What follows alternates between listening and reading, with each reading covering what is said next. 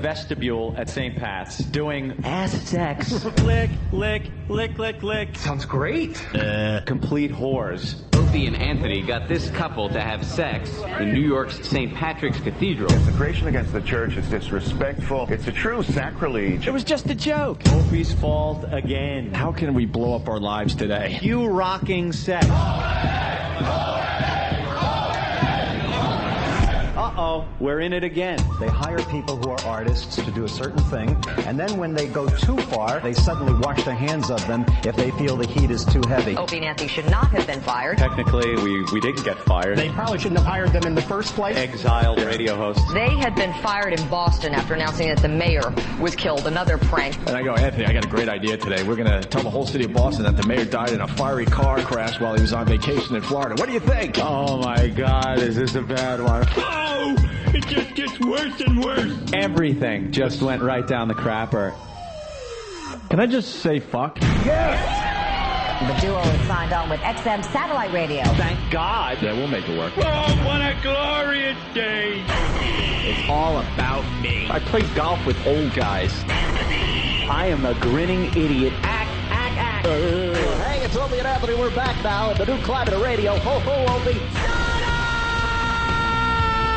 Thank you. You don't go to CNN for dick jokes. Don't come to O&A for hard-hitting news. Я обожаю Opie и Anthony. 私はOpieとAnthony毎日聞きます。Opie's хуй большой и красивый. I don't know. Your mom's box. The Opie and Anthony Show. We stink. But enough of this palaver. Let's get the show on the road.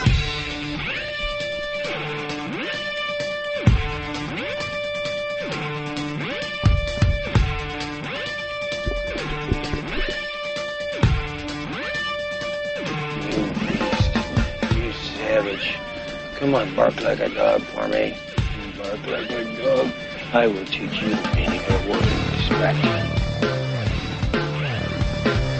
Excuse me while I whip this house. Hey, where are the white women at? Don't shoot, boys! Don't shoot! I got nowhere else to go! I got nowhere else to go! I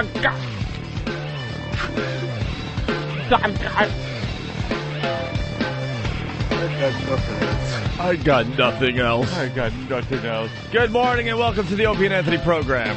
You can act like a man. What's the matter with you? Love that. Oh, God, we're so distracted. Hi. What time is it? Is it vacation time yet? This is our last show before vacation. There were rumors all over the fan sites. Are they doing a show Friday? No, we will not be doing a show tomorrow. No. We're going to see how it's like. Leave. We're going to see how it's like to live like Howie and take a Friday off. I think we're shortchanging the listeners. Yeah, come on. I got to get out of here. I've got to get to Puerto Rico. I got to get on a plane. Thank you. Yeah, got places to go. And I bought a video iPod. I got Steve working on getting me some stuff so I can watch it on the plane. I'm like, Steve, don't worry about the show today. Just fill up my video iPod with whatever you could find. Thank you. Uh-oh. No, it's all Look legal. for an arrested Opie at the airport when they find child porn on his iPod. Yeah, I'm gonna see how much Steve likes me. Hey, and Bear videos. Can you imagine going through the bag? Well, I see you have a video iPod. Yeah, it was Could you turn that on, sir, so we know it's not an explosive device? That's my latest purchase. This little Southeast Asian boy on here. What is he gonna do? Oops. And then all I say is he didn't. But it's Steve C. It's. I swear it's. It's like that old Sam Kinison bit about his chick getting back at him, and she packs his luggage for his trip. Oh yeah. And just kind of sneaks a gun in there. He has no idea. Just kind of sneaks a gun in there, and that is a great bit. Watch your luggage. So I can't wait. I haven't even eaten yet. Yeah, you were busy. I saw you ordering something online. It was so cute to watch. I was watching Opie use the computer. How sad is this? It asked for my credit card. Yeah. And the mailing address for my credit card. Oh, no. And I went, you don't know what the mailing does. And I was just punching in addresses, and it kept coming back, no. I'm like... Just old addresses? All sorts of addresses. You don't know what address you have on file with your credit cards? Nah, I have no idea. I don't. I have no idea. That's a sure sign that you order a lot of things online when you know everything. You know your stupid little 3 or 4 digit little code number now that's on the credit cards by heart. You know your whole credit card number. I can't remember anyone's phone number. I have to go to my speed dial on my cell phone to call anybody these days, even my house, everybody. Yeah. Yet I can just type in my credit card number, which is umpteen thousand numbers. I know the expiration date. I know that 4-digit code because I'm online buying shit all the time. I actually still go to stores, something you don't do anymore. Stores are a thing of the past. Got to say hi to everyone at the iPod store at the Walt Whitman Mall. Huge fans. Where you went? Huge fans. Yeah. Pictures galore. I just wanted my stupid video iPod. Where's the mall? Walt Whitman Mall? Yeah. On 110. Oh, wow, okay. It's in Huntington. Hey, this guy wants to say we suck. Chris in Boston. All right. The floor is yours, Chris. Chris? Hey, how you doing? You're on the air, sir. What's going on? Hanging out. Say what you have to say, Chris. Doing a We have little a show. radio show to do. Well, just curious on why you guys obsess on Stern so much. All right. I'll give you a little answer to that. It's not really You guys, obsessing. Chris, will you shut the fuck up and let Anthony answer your question? Now, Let him answer. Let's speak civilly. I want to address the guy's question. He said, why do we obsess on Stern so much? It's not an obsession as much as it is kind of commenting back when we finally can. We went years where Howard didn't allow us to talk about him because he was scared of what we would say, and went to Mel Karmazin and kept us from talking. And now that we have the opportunity to, unfettered, we decide when and what we want to say about him. It's not every day. It's not obsessing. It's just facts that come up. He's a guy, very popular radio guy in the news, so when things pop up, we talk about it. You don't think it's obsessing at all? No.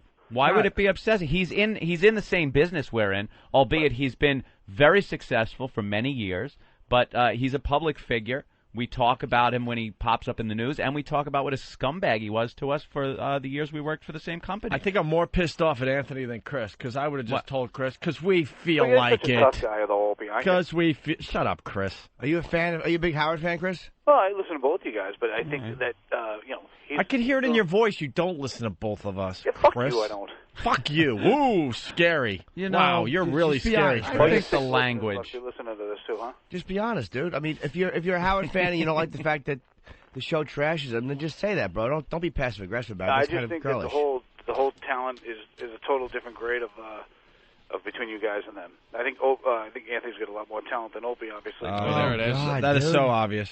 It's just because I was being nice to Chris, you, sir. don't play that old game. People have been trying to play that game for years. It doesn't work. Do you Dude, get it? Call Brucey Do you Mittman. get it?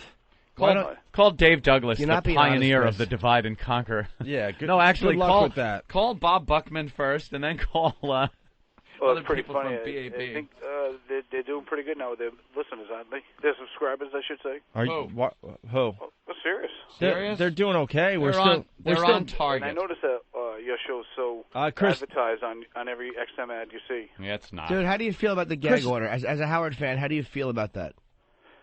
I Honestly. don't agree with it. Yeah, well, That's all you have to say, dude? I don't agree. I don't agree with it, but I think it's a long time ago where you guys, like I said, if you guys didn't. he made it very hard for us to press at all. compete, Chris. He made it very hard for us to make something of ourselves in this business, and we still were able to do it. Dude, I got to ask you something. He is one of the biggest cocks you'll ever meet in your life. But, Chris, you'll never meet him because he doesn't give a shit about you. Do you Doesn't get matter, that yet? I got to ask you something. What kind of business are you in? You're not Myself, a builder. You're a builder. Okay. Did you ever have to deal with somebody on the job that was just a cock? Oh, yeah. And you deal with him, and everyone is like, this guy is such a fucking asshole, and it makes my day miserable, like almost on a daily basis. Absolutely. That was Howard to us. Not just like what you heard Howard talk about with other jocks and how it's like, I invented everything. Not even that.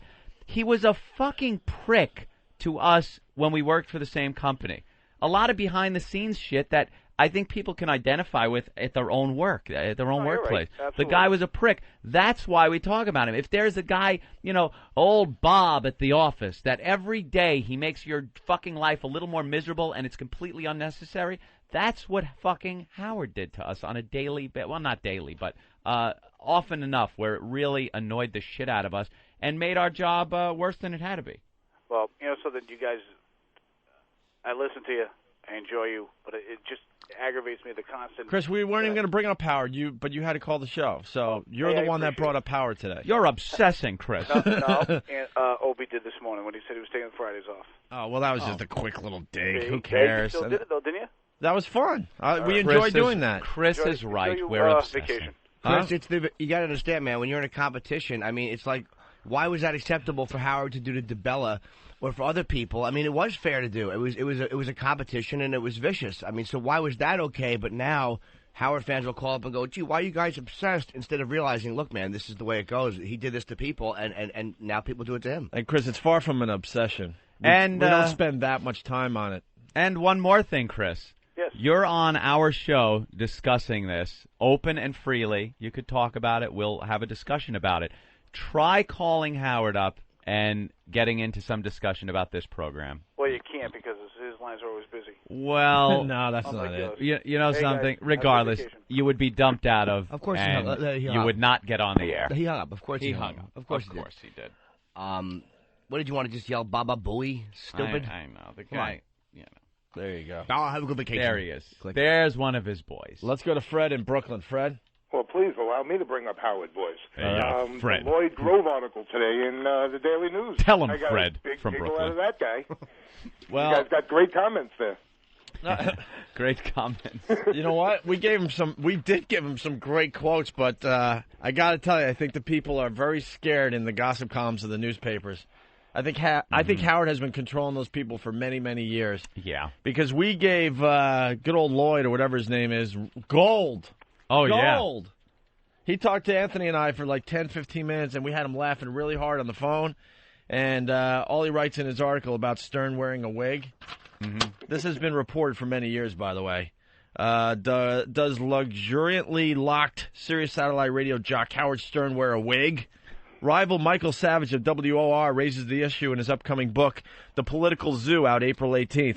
It is alleged that his mane is a wig, that beneath it all, without the hairpiece, Stern looks like a dentist from the Bronx circa 1945, who sells condoms on the side, claims Savage. XM Radio's Opie and Anthony. Now, remember, we talked to him for 15 minutes and had him laughing really hard. Yeah. He goes, oh, my God, that's great, as he's typing. So we know we're giving him good stuff. Oh, my God, you're kidding. Oh. Laughing typing guy. Typing guy. Laughing typing guy. Here, you give him one, and then I'll be typing guy. Oh, what? Give him a quip. A quip? Well, maybe we shouldn't, but quote. But we were just going back and forth. Oh, Anthony, that's terrific. Oh my God, I can't wait. I'm going to put this part in boldface. Oh my God. So after all that, and we're feeling pretty good about ourselves because it is war. Mm-hmm. He writes, XM Radio's Opie and Anthony, meanwhile, told me they have long suspected that Stern has hair plugs. No comment from the Stern camp. That's it. That's all he... Wow. That was it? Which proves to me that he was way too scared to print what we gave him. Oh, yeah. He was petrified. And I think Howard controls these guys. I really do. I really do. Wasn't Howard all over Lloyd Grove for something a couple of years ago that he was panning him that he was not printing something properly? He should be open and print what you guys say rather than... This is what we told him. And we got to be very careful about this. When we were working for the same company, you know, Anthony and I would meet with clients all the time. Yes. Sometimes a couple hours a day, we just had to meet with potential clients that wanted to advertise. The latest Dick show. Cream wants to advertise, but they want to meet you guys up in the conference room. All right. Hey, this pill that you take and your metabolism goes through the roof, they want to advertise. Right. Hey, this guy wants to come in. So we had this guy that was a hair plug guy. Or hair replacement. Hair replacement. Well, there was a few that we met. It was actually a lady. It was a lady. Yeah. You're talking about the dude from Philly. Yeah. Who wanted to, like, take away man boobs, and he looked at Anthony and I and said, well, we do hair plugs, too, but you guys are doing just fine, so that sucks. Yeah, he wanted everybody to get plugs and boobs, fat sucked, and the guy dude, was like, and he made his really own wine. Remember? Yeah, he made his own wine. That's great. Homemade wine. I make it out of the fat I suck from man tits. He must. Wonderful. He must have, because his wine sucked. Couldn't even drink it. I was just getting into wine back then. I tried it. Ugh. Anyway, so we met with another hair replacement company. Mm-hmm. And this was told to us. Mm-hmm. This was definitely told to us. They were coming aboard or thinking about coming aboard.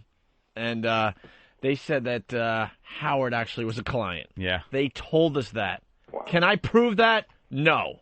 And I'm going on the radio right now. I cannot prove that. Prove it. But this was told to us behind closed doors at a huge conference table. Mm-hmm. Huge. And this company was so bummed out because he looks so freaking good with what we did for him, but he will not admit this ever. But if he did, the endorsement we would get would be just unbelievable. Yeah. Unbelievable. Everybody would be running to my office to get their problem taken care of. That was told to us. Now, I don't know if this person had a beef with Howard and decided to, stir the pot. Mm-hmm. I have no idea. But obviously the paper didn't want to print that. No, so we told that story to Lloyd or whatever his name is, and he was like, oh, my God, oh, this is gold. Yeah. Just typing away as fast as possible. So that's what did not make the paper today. Yeah. Instead, he writes, XM Radio's Opie and Anthony, meanwhile, told me they have long suspected that Stern has hair plugs. Great. I knew you had a better quote when I read that. I knew it. Absolutely. Dude, have a great, well-deserved vacation, fellas. It was, we gave him a whole page, and the whole article on it was less than a paragraph. Incredible. All right, Fred, thank you. All right, let's go to Nate in Brooklyn. Nate, what's up? Morning, guys. Hey. Yeah, I know. I mean, look, Howard has a wig. You guys have newspaper people on the payroll, don't you? They might like a story like that. They just might. Take it easy, guys. Have a good vacation. All right, let's go to Dan in Philly. Dan, what's up? Hey, boys. How you doing? Good, man. Hey. I just want to let you know that there is the crossover fan between the two of you guys because I really enjoy your show, and I'm also a fan of Howard's. Yeah, that's what happened when we were doing afternoons. And we understand the same that. audience. We understand that. We certainly understand that. We just don't want him pushing us around anymore and using his power behind the scenes to make our jobs miserable. And Chris, that first caller wasn't calling as a real fan of both. He was just saying that to try because he figured he was going to get hung up on if he didn't say it. Yeah, the guy does not like our radio show. Yeah. That was very obvious. So he was lying right off the bat. Hey, listen, we understand there's people out there that like both shows. We certainly understand that. I listened to you guys when you were in Philly on YSP. I got a new car last year at XM. I immediately turned to 202, and I've been listening to it since. When Howard came to Sirius in January, I got it for my wife. I liked it. I got it for my car. Now I have both. Now I flip back and forth. I listen to you guys. You're funny. If something gets boring, I flip over to Howard and the same thing back. So I am a fan. Be honest, you're flipping back to XM a lot, aren't you? I am. but I'll be honest with you. I'm flipping to XM to 202, and that's it. Well, that's what I mean. Yeah. All right. We don't care. As far as we're concerned, the rest of XM could fucking die and we would never know it. Yeah. As long as this room was okay. I found some guy. 70s. I found some guy to just give me 202 at this point. That's all I have on my XM. Yeah. I have 202 in traffic. I have 202 in the 40 channel. And I also have the Boneyard. All right. Thank you. No, you can't add channels now. I want to add channels. The bit was it's only 202, and then you added one. I had to. Traffic was cute, but then you added another cool station. We have to be the only cool station. Speaking of stations. Oh. My brother's going to kill you. He's right here. Why? He's ready to do his bit today. His bit. Don't take his bit. I'm not. It's your bit. You said you made it up. You said he stole from you. Well. That's what he said. Between the brothers, Kay. All right, let's move on to other things then. Oh, by the way, I just got to throw out a plug real quick because someone mentioned The Godfather in that thing. Did anybody see Robert Duvall's movie? He did a movie because apparently he loves to tango. Dude, I know. Did anybody out there see a movie called Assassination Tango? Stop it. Dude, I love Duvall. In the same way I love a parent, I love Duvall. And I heard that this was a movie about, because he has such a passion for the tango, that he wants to make a movie about the tango. And he plays an assassin in a ponytail who goes to kill someone, and he's walking by a window and he sees a gal tangoing, and he begins to follow her to tango. Oh, God. I got the douche chill on the review alone. Is it a new movie? No, I think it's been out for a while. Somebody I know is it likes to tango. Yeah. And we were chatting about it online one time, and they said, yeah, Robert Duvall has a tango movie, and I'm like, it's got to be. Does anyone really like to tango? How can you ever like to tango? Ew, there's the box cover. That's stupid. Assassination Tango. Very nice. That's what should happen to you if you do the tango. All right, let's move on. Let's go to Jake in Atlanta. Jake, what's going on today, buddy? Morning, boys. Morning, Jimmy. Hi, Jake. Hey, did you guys catch South Park last night? God damn it, I missed it. Hysterical. There was so much love the boys had for Isaac Hayes, and it was such a shame that they had to bring him out back like Old Yeller and put a bullet in his head. It was one of the funniest South Parks ever, and when you know the backstory, why they were doing it, it's even funnier. And the very subtle about Scientology in that one. They called it the Secret Adventure Club. Super Adventure Club, yeah, Super Adventure Club. And all they do is go around the world having sex with young children.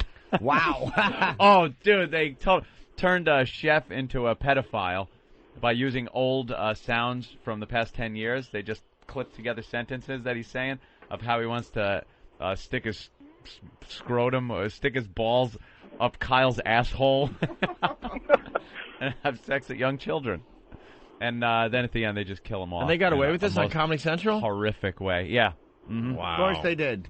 Wow. Well, at the end, he ended up like Darth Chef, so there is kind of there can be a return because they killed him off. Where first he's set on fire, then he falls off a cliff, hits a stake at the bottom, it goes right through him. Then then a lion comes out and starts eating him. So somebody tries to shoot the lion and accidentally shoots Chef twice.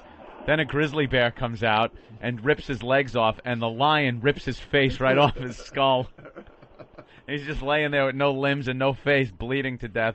And then he craps himself. That's great. And then the Scientology people go, he would have made a great child molester. It's a shame. He would have made a great child molester. Oh, they messed him up, huh? Oh, it was great. Well, we got some audio from South Park. Chef returns. And the way they pieced the audio together was so funny because it's so obvious it's played. And you know they could have pieced it together where it would have been flawless, but they did it on purpose. Where they, hello, children! All right, thank you, Jake. All right, boys, thanks. Cool, yeah, so we got some audio from South Park. Chef's return. Well, they killed him off last night because of the controversy. Now they're saying in the paper that Chef or Isaac Hayes didn't want to quit. Didn't he say? Of course he didn't want to. He was forced to. But now they're saying that he had a stroke or something. Stop. And that it was some other guy from the Scientology thing there that sent out the press release. I'll release the statement for him. Where the heck is that? But we were just talking to him. Is this it? A happy RX for depression? What? No.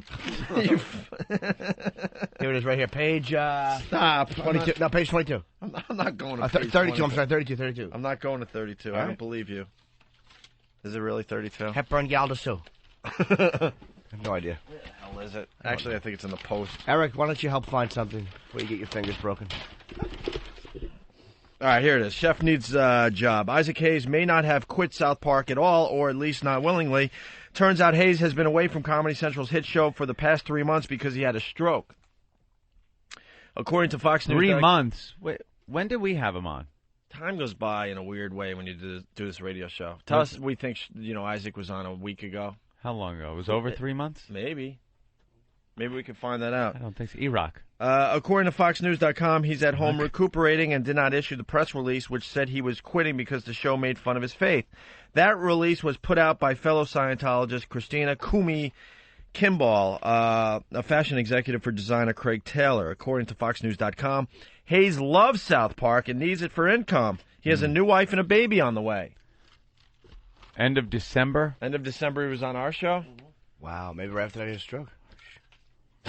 So there's still controversy over the whole Chef thing, because we do have the clip where he basically says he had no problem with the Scientology Wouldn't episode. you think Matt and Trey and the people at South Park would have known if that was the reason and would have actually maybe spoken to him or looked into it? You know, you get a character that's been on since the beginning that wants to leave. I think you wouldn't just take. That's like somebody calling you up and saying, Opie, Anthony, he doesn't want to do the show anymore. He fell into this religion thing. And you're going, okay, hey, fuck Anthony, he's gone. All right, let's kill him off. And let's find sound clips of him. And me calling and going, hey, Hope, what happened? Well, some lady called and said you quit. Like, wouldn't you look into it a little more? Maybe give me a call? I guess you're right. I guess. How great would it be, though, if that's the truth, and then he comes out and just lambasts fucking Scientology? With that woman, at least? Yeah, that would be good. Yeah. Never seen anybody lambast Scientology, though. Well, from good lawyers. From South Park last night, we got some quick clips of Chef. It's worth listening to today. Listen to this. Well, come on, everybody. I'm sure Chef would like a little time to get moved back in. That's right. Thank you. Goodbye, everybody. Later. Great to have you back. Bye-bye. See you later, Chef. Bye. Well, I guess we'll see you in school tomorrow, Chef. You bet. Goodbye. Children.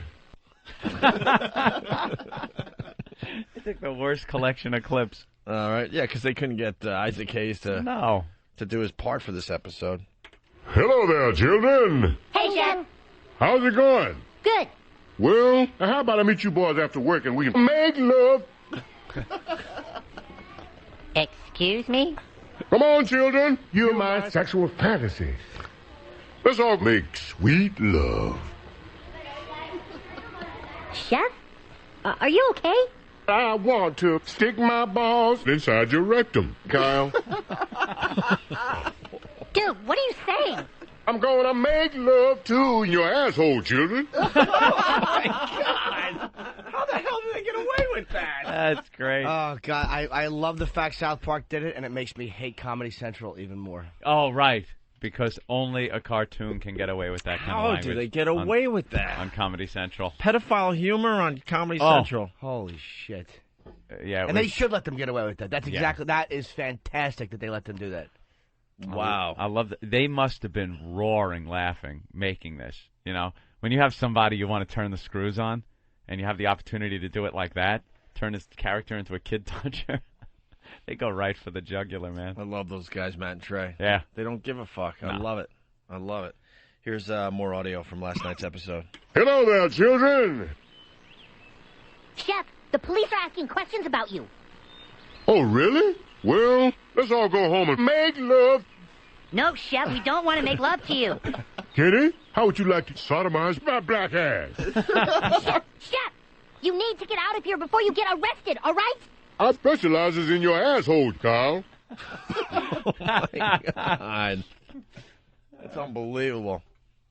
We have a clip here. The Super Adventure Club describes their mission. Right. So this is instead of saying Scientology. Yeah, instead of Scientology, it was the Super Adventure Club. And strangely enough, it was an adventurers club. It was the Adventurers Club from Disney, which is kind of like what I want to turn my office into.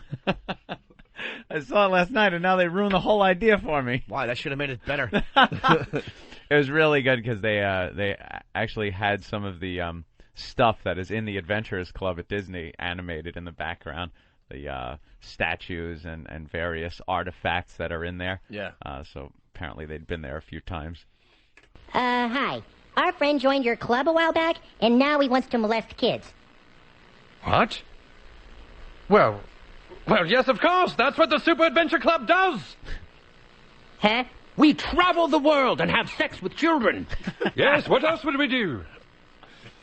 Well, we thought you went exploring and, like, hunting and stuff. No, that's the Adventure Club. We're the Super Adventure Club. Next week, we will be heading to the outer banks of the Amazon, where we will make camp and have sex with children of the Ugani tribe. Then it's off to the mighty Himalayas, where we will climb K2 and molest several Tibetan children on the east summit. Dude! I know, but it gets even better.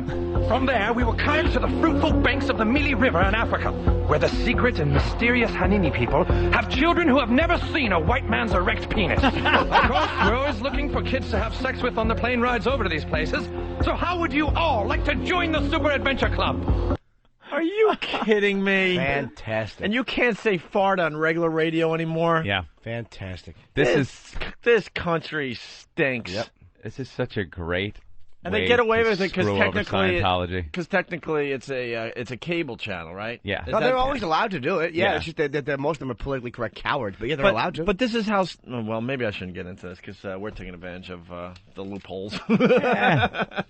Not regulated. It's just silly to me because if this same episode was, let's say, on NBC, CBS, or something, never. Holy crap, all hell would break loose. Cry. But on your same TV, I don't give a shit. But just about all of America has cable now. You go a little further up the dial to quote a cable channel, and then it's okay.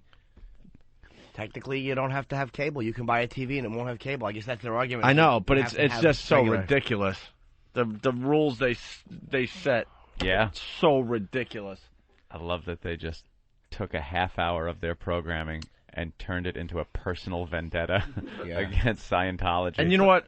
Don't get me wrong. This shit, like Jimmy said, should be on TV. Absolutely. Absolutely. Yeah. But all that hell that broke loose because of Janet Jackson's boob for a quarter of a second or what have you. Yep. This aired last night, and...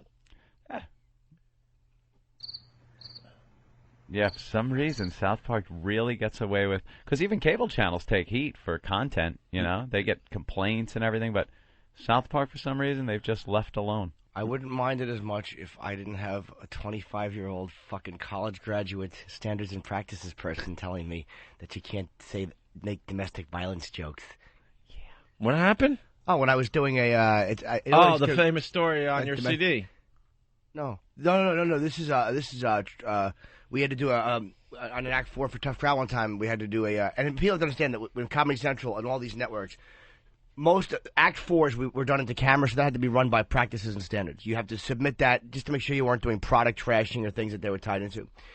And one of the ones we did, I forget what it was about. It was about make your own movie or some shit like that. So I wrote, it was a 30-second blurb about a cop buddy movie between Muhammad and Jesus as two cop buddies, like Lethal Weapon.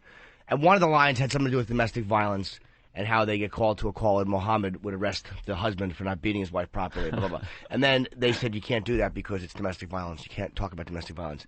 And I'm like, but it's about anti-domestic violence, about how Islam treats women. Right. And they're like, wow, and I had to go over, of course, the 25-year-old pukey college girl standard and practices head to somebody higher than her who finally approved it. We really had to fight for that one. Yeah, it's like, don't you get it? It's not about domestic violence. It's not about beating. It's about the fact that the Muslim religion, that was the joke. Of course, that they're beating their women, and the comedy there is the fact that he's being arrested for not beating his woman. But do you understand how like you get caught in a moment like this, where I love the fact that Matt and Trey do this. This is exactly what you should do, and then you remember your own experiences, and you want to just grab somebody and bite their fucking nose off. Mm-hmm.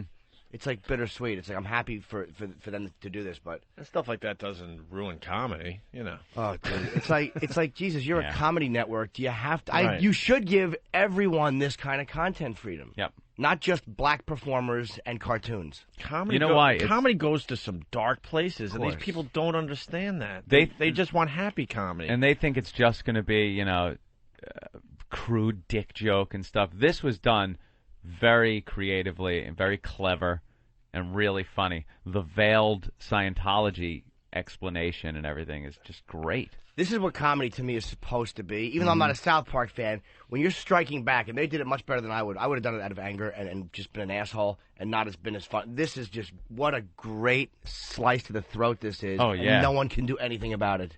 You got to sit there and take it. They're talking about you and you know it, but there's nothing you can do about it. It's like, we hate this organization. What's the worst way we can portray them?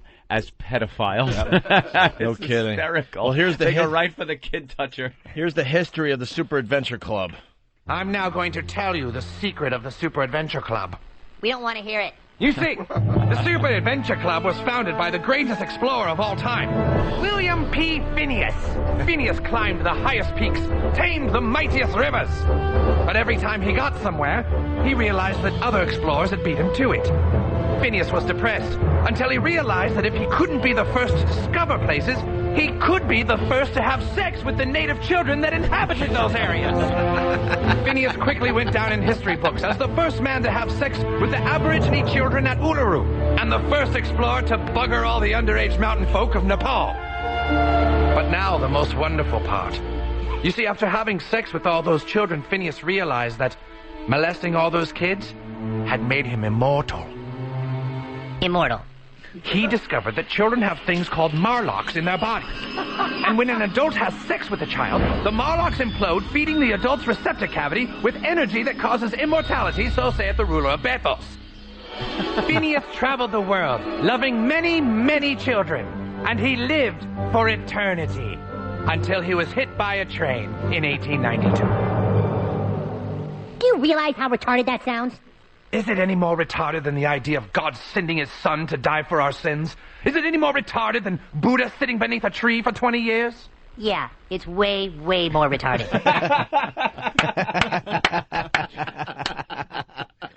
Wow. And during that explanation, they put the graphic at the bottom that said, what did it say? The Super Adventure Club actually believes Adventure this. Club actually believe this. It's the same graphic they put at the bottom when they said Scientologists actually believe this when they explained Scientology in the famous Scientology episode. Right. So anyone that was remotely familiar with the situation got the joke. And finally, we just got two more quick clips. This is where they kill Chef, I guess. Yeah, just the most horrible cartoon death scene I've ever seen in my life. Come on, children. Let's all go home and make love. You need to see a psychiatrist, Chef. It's for your own good. I'd just like to make love up your butt. Hello, I'm Dr. Neeland. What can I do for you today? Hi, our friend has been brainwashed by some fruity little club. Doctor, do you have children? Why, yes, I have 2 young boys. Have you all been sodomizing your children, too? You say he's never been like this before. No, Chef has always been super cool. I'm going to make love to the children. He's pretty brainwashed, all right. Worst case I've ever seen. That's great. That's great. Yeah, that's when they took him to the shrink. Oh, okay. Trying to fix him up. That's actually another clip that wasn't labeled here. All right, this is where they kill Chef, I believe. Oh, my God. They killed Chef. You bastards! You bastards! Pity. He would have made an excellent child molester.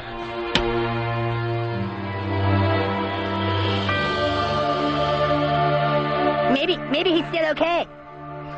No, really. They say the last thing you do before you die is crap your...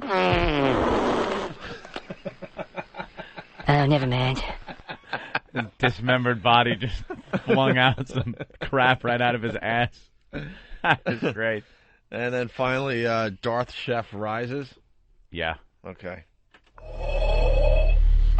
Chef, can you hear me? Say something. Hello there, children. How would you like some Salisbury steak? Yes, go on. And for dessert, how would you children like to suck on my chocolate salty balls? Oh, you mean like a chocolate candy? No, I mean my balls. Yes. Yeah. So they're going to bring him back as something? I would assume that Darth Chef will be making appearances on the show. From time to time. Yeah. That was a perfect fuck you to Chef, Scientology. Wow. And bravo to very funny. Matt and Trey. I'll bet you that they had something even closer, and I bet you they had to change it. I'll bet you the lawyers came and said, you can't call the founder that. It's too close. Right, it's too close, and the Super Adventure Club is nothing near Scientology. Like, they probably did have, how close can we get? Yeah. All right, it could start with an S. That's pretty much it, where it ends. Greg and DC, what's up? Yeah, there was a line towards the end when Kyle does his wrap-up where he actually said, don't blame Chef for what he was doing, blame the group. Yeah. So it was a nice way for them to say, we still like Isaac Hayes. He's not a dick. It's the group that he's a part of that's a bunch of brainwashed him. Yeah, or I guess little cocksuckers, but Right. Yeah. All right. Thank you, sir. Isaac Thank Hayes you. didn't seem like... I mean, I guess anybody can get caught up in something, but Isaac Hayes didn't seem like the type of guy. He's like a fucking man's man, dude. He doesn't seem like he's... We're going to play it again. I mean, we got gold here, and they're starting to play it on TV. Keith Olbermann played it the other night and gave us credit. You know, this was Isaac Hayes on our show. He didn't care about the episode. It's obvious. So now, you know, there's more to this story. I wonder if it'll ever come out. Hey, my question's for Isaac Hayes. Yeah. Hey, what did you think? You're a Scientologist, right? Yeah. Okay, what did you think about when Matt and Trey did that episode on South Park about Scientology? Well, what? With Cruz in the closet. Well, yeah, that was a great episode. One thing we about ran it, I think last week too. Yeah, one thing about Matt and Trey, they lampoon everybody. Mm-hmm. And if you take that shit serious, then I'll sell you the Brooklyn Bridge for $2. Yeah. You got to realize what they're doing. Yeah, that's what they do. See, well, something went on. I'm telling you. He was a fun interview too, man. Talking about chicks, and he didn't care. How many kids he had? Yeah. What did you get up to, like 11 or 12? Oh, I think he started admitting all the kids he had. I don't remember the number anymore, but it was way up there. The guy was carefree. He could care less about anything. He just enjoys life and banging, obviously, and he loved doing South Park. Absolutely loved it. Reno, Mississippi, what's up? Nothing much. How you guys doing? And hello, Caddy. Hi, fella. Want a tango? Yes. Anyway, no, I work in Memphis, and it was about 2 weeks after your show. They came on, and of course, the local news did the whole thing where Isaac Hayes had a stroke. And the only thing I think is, with a huge contract like that at Comedy Central, don't you think he knew just a little bit about that? Not just hearsay, somebody talking for him. Well, you don't know how sick he is. I mean, when Luther Vandross had his stroke, he wasn't speaking at all for himself. You know what I mean? He had people talking for. I don't know I hope Isaac Hayes isn't that bad, but you might be a little bit out of it, dude. You might be a little disconnected. No, from what I've seen a little bit of local news. I mean, he's doing all right. Oh, okay. They said that it was like a mild stroke or whatever. Let me just explain to you what happened, though. I just, like an ass, speculated on a situation that I have no knowledge of. I swear. Dude, you have You a got mic the mic in front of you. You're an expert. When you have a microphone in front of you, you needn't have facts. But I didn't even know Isaac Hayes had a stroke until 9 minutes ago, and now all of a sudden I'm going, well, maybe his medication, maybe the You're dose. diagnosing his. I am an idiot. No, you're not. You got a mic in front of you. I know. No, you got. The biggest challenge was getting a mic in front of you. And now that you do, you're an expert on everything. Expert. It's just how it works. Good point, good point. These people are believing this shit out there. All right. Right. Listen, you guys are awesome. I mean, I listen to you on the replay and everything, and I got to tell Jimmy this right here that sticks in my head. What? The butterscotch pudding thing I heard on the replay. Yes. Was just awful. It stuck in my head, and I told everybody at work and everything. Good boy. It's just wrong. And I've probably got a little on my nose right now. It's a true story, sir. All right, Reno. I only share what the truth is. Thank you, guys. sir. Godspeed. Thank you, sir. All right, moving on. I didn't see South Park last night because I had to check out American Idol. DVR. I know. I got it on DVR. I got to go watch South Park when I get home today. I love it because I wait until Wednesday night, and then like an hour or so before American Idol, I watch the previous night from DVR without commercials. Wah, wah, wah. You know how fast it goes when all you watch are the performances and the judges at the end, what they have to say. Boom, boom, boom. That's all I watch. It's too good to be true. I've said it many times in this program. This DVR is too good to be true. And then no waiting, because when you're done with that, you're recording the other one, and then that's done, and then you could zip right to the point where they throw someone off. Hey, I'm done in probably 40 minutes, which amounts to 2.5 hours of programming. And there's a pattern here, too, because, a lot of people are yelling and screaming at the radio right now, TiVo, it's been around for a while. TiVo was too much of a pain in the ass for me to set up ever. Yeah. This DVR has made it so easy. It's right on your cable box. Push record, I'm there. It's so easy. It's part of your cable. You don't have to plug your phone line in. Anyone else see the pattern here? As soon as things get too easy, then the big guy starts paying attention and going, all right, how do we squash this? Kind of like the downloading of illegal music. Mm-hmm. It's been going on forever. But got easy. But when it got easy, that's when they had a problem, because then more people do it. Not just the geeks. And then more people do it, they take away some profit, and then they have to pay attention and do something about it. That's what scares me about the DVR. People are jumping aboard every day. They're realizing an hour show you could watch in like 40 minutes tops, probably even less. Hour show, American Idol, for every hour you're getting about a half hour program. Maybe a little, yeah. Yeah. It's too good to be true, I'm telling you. Something is going to happen. You think eventually advertising is going to crack down and they're going to redesign them where you cannot fast forward through the commercials? Well, you know, I think this new technology challenges people, you know, and it's challenging the record companies, and they've done some cool things because of the downloading of the music and stuff. And now I think these advertisers out there, let's be honest, most commercials suck, and we just are stuck watching them.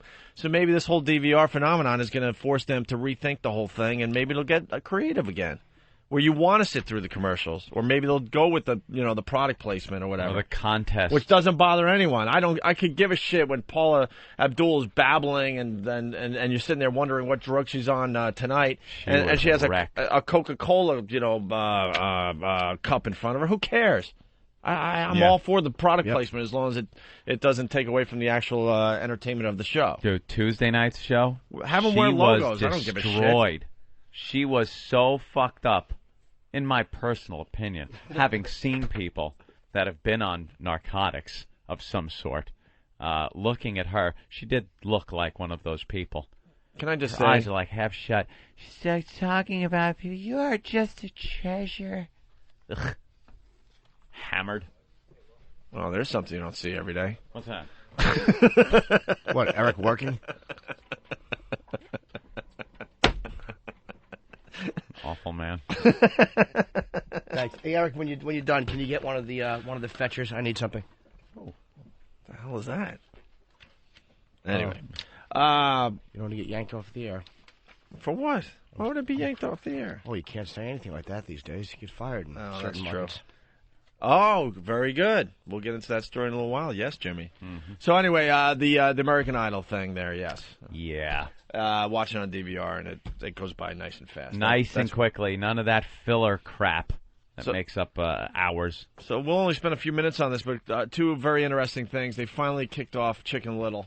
Lil Kevin. And Paula Abdul looked like she was going to just cry her eyes out. Yes. And I told Anthony, I'm so frustrated with American Idol. Their production value stinks. They need to produce that show better. They're kicking someone off. Because now that it's down to 11, 10 contestants, you know, you've got to know these people. Yeah, you've invested time in these people. So it's going to get more and more emotional now that these people get kicked off, right? Yep. And as soon as they were kicking off Chicken Little, who was a very, very popular contestant in American Idol, you knew the reactions would be great. Yeah. You saw like kind of a back shot of like Paris sort of getting emotional, and that was pretty much it. I would have had close-ups going on like crazy. Yeah. Because they showed Paula Abdul like welling up as it was down to what, Bucky and Kevin? Yeah. And then they never went back to her. You got to think she was crying her eyes out. You want to see the people weeping. And the producers of American Idol, they didn't give you those shots for some reason because someone's not thinking over there. No, show the crying people. Yeah, show the remaining contestants, like, you know, sad for one of their fellow contestants being booted off that they all obviously liked, you know. But they missed out on a great opportunity last night, in my opinion. Yeah. As far as that goes. It was pretty much time for Kevin to go, definitely. When he did his little love song there, just wasn't pulling it off. Sorry. When I fall in love, it will be forever. He's right. Or I'll never fall in love. She's got a good voice. He should be on Broadway or something, you know? In a restless world. Restless world. Like this is. Love is ended before it's begun. Yeah, he could be in like Annie. Exactly. Moonlight kisses seem to cool get your rope. in the warmth of the sun. When I've heard worse. I give my heart. He definitely has a good voice. He just worse. He belongs in like a show, like a play, yeah. Broadway. Well, that's what he said. I heard a little snippet on the news coming in. He said he's going back to his school there in Levittown and going back to doing the school plays, which I guess he's done a few of. He's probably the one, you know, the drama department probably loves him, the darling. What a bummer, though. He has to go back to high school. I mean, he's going to be a rock star in the high school. Oh, forget it. You know, he'll come out on stage and the place will go wild. He's going to be a rock star, but that's a big step down. You know, they're doing national commercials now and all that. Yeah, and there he is on stage. You think they're gonna have a day, for him doing Oklahoma? Wait, did he miss out on the national commercials? No, well now it looks like he did a couple. Yeah, now every week the remaining contestants are doing like commercials. There's one less every week. One less every week. One less person doing the commercial. This is what the judges had to say, and Simon is the only one that is completely honest. I love this guy. I didn't want to like this guy because this is the first time I've watched American Idol this far, and I thought it was all like, oh yeah, he's being mean to be mean. No, he's being real. And the one who's really not being real is that Ryan Seacrest guy. Yeah, he is just god awful. With his fake toughness going after Simon. It's like, you know what? Simon's the only one that's being real with these people. Mm-hmm. This is a show that's being seen by 40 million Americans. It's not a little cute little school play where you try to be nice to everybody. You know what I mean? This is the real deal. This is the real world. These people are really trying to make it in the business. You have to stand out and look like a complete professional on that stage. Has Paula Abdul hated anyone yet? No.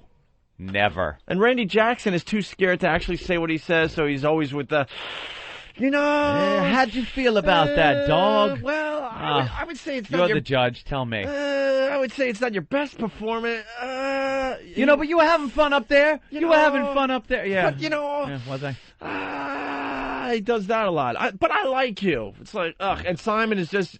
He doesn't want to be there. His arms are folded. He's laughing, to himself. It looked like a bad high school performance. Right. Well, this is what the judges said about Kevin. You chose one of my favorite songs of all time. I love this song. It's one of the dog's favorites, dude. And you know what? You did a pretty good job of it. There were a couple little pitch things in there, but I don't know, dude. There's something about you. I see me and you or something, dude. I just like you, dude. I like that. I like you, dude. You're definitely in the dog pound for real. Thank you. Oh, it's a dog pound. Shut your face. It takes a lot of courage to start the song sitting about 10 feet away from Simon. Yeah. It really does. See? And you know what? What I love about you, Kevin, is you've got more moxie than most people I've ever met in my entire life, and that's what's going to carry you on throughout this competition. People adore you. No, it's not. You did another good job tonight. Thank you.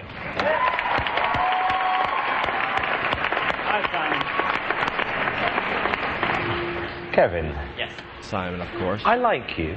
I know, and I like you, son. No, I do. I like you. Because you're like a man. You take it well. And I'm not going to say it was the best version of that song I've ever heard, because it wasn't. However, I think who your audience is, and I think your audience are going to love that version. So, thank you. Grandmas. You talk about how the grannies out there will love them, and I think Simon showed a little heart there because I think Simon knew he was definitely going to be gone. So it's like, I don't need to smash him anymore. Why am I going to beat him up? So I'll be nice, knowing that this is pretty much it for the kid. Yeah. That's what I like about Simon. Yeah. And then Ryan has to go up there and, do you have any constructive criticism for these contestants? No. As Ryan sits there and tries to make them cry as they're getting kicked off. Ryan is he's every guy whose face you want to throw acid in. His fucking dumb, boyish smile and his good teeth, he really makes me sick. He's making a lot of money. He certainly is. He's probably banging a lot of girls. I'm fiercely jealous. So, finally, before we move on, we got Seth Green outside the studio here. He's going to come in and say hi. Mm-hmm. Chris Daughtry. There's a little controversy here. Controversy. Can we play his version of Walk the Line, and then we'll get into the controversy? I didn't even see this in the paper, so I don't know where you're getting this from, but you're accurate, Ant. Opie, I did some investigative reporting of my own here and found this out. Right. Via Fox News. Jimmy, because you're not really watching American Idol, Chris Daughtry, who Ant and I have no doubt is going to win the whole damn thing. It's not even a contest. Is he the anymore. guy, the band guy? He's like a rock he's band? like a rocker kind of guy. Yeah, he's like an alt rock. It's singer. now this contest at American Idol is for second place. Absolutely, it's for second place. It's not even close. If this guy doesn't run away with this, it's a travesty. And now every time they mention his name, the whole place just gives him a standing ovation. Well, whatever. He's a rock star. They're cheering like crazy, more for him than anybody. Guy's got the presence, the look, and the voice, and he just every week runs away with it. And he did Walk the Line. The Johnny Cash song? Very, very different version of Walk the Line. It totally fits his style and You everything. wouldn't even recognize it as a Johnny Cash song. He had a little trouble at the beginning with the very low notes in there. It's very hard to sing very low, but then at the middle and the end of the song, he brings it home, and it's really good. Yeah, listen to his version of Walk the Line. It gave me like goosebumps when I was listening to this the other day. I keep my eyes wide open all the time. I keep a close watch on this heart of mine. I keep the ends out for the tie that binds. Because you're mine, I walk the line. I find it very, very easy to be true. I find myself alone when each day's through. Yes, I admit that I'm able for you. Because you're mine, I walk the line. For sure as night is dark and day is light, I keep you on my mind both day and night. And happiness I've known proves that it's right. Because you're mine, I walk the line. Because you're mine, I walk the line. Because you're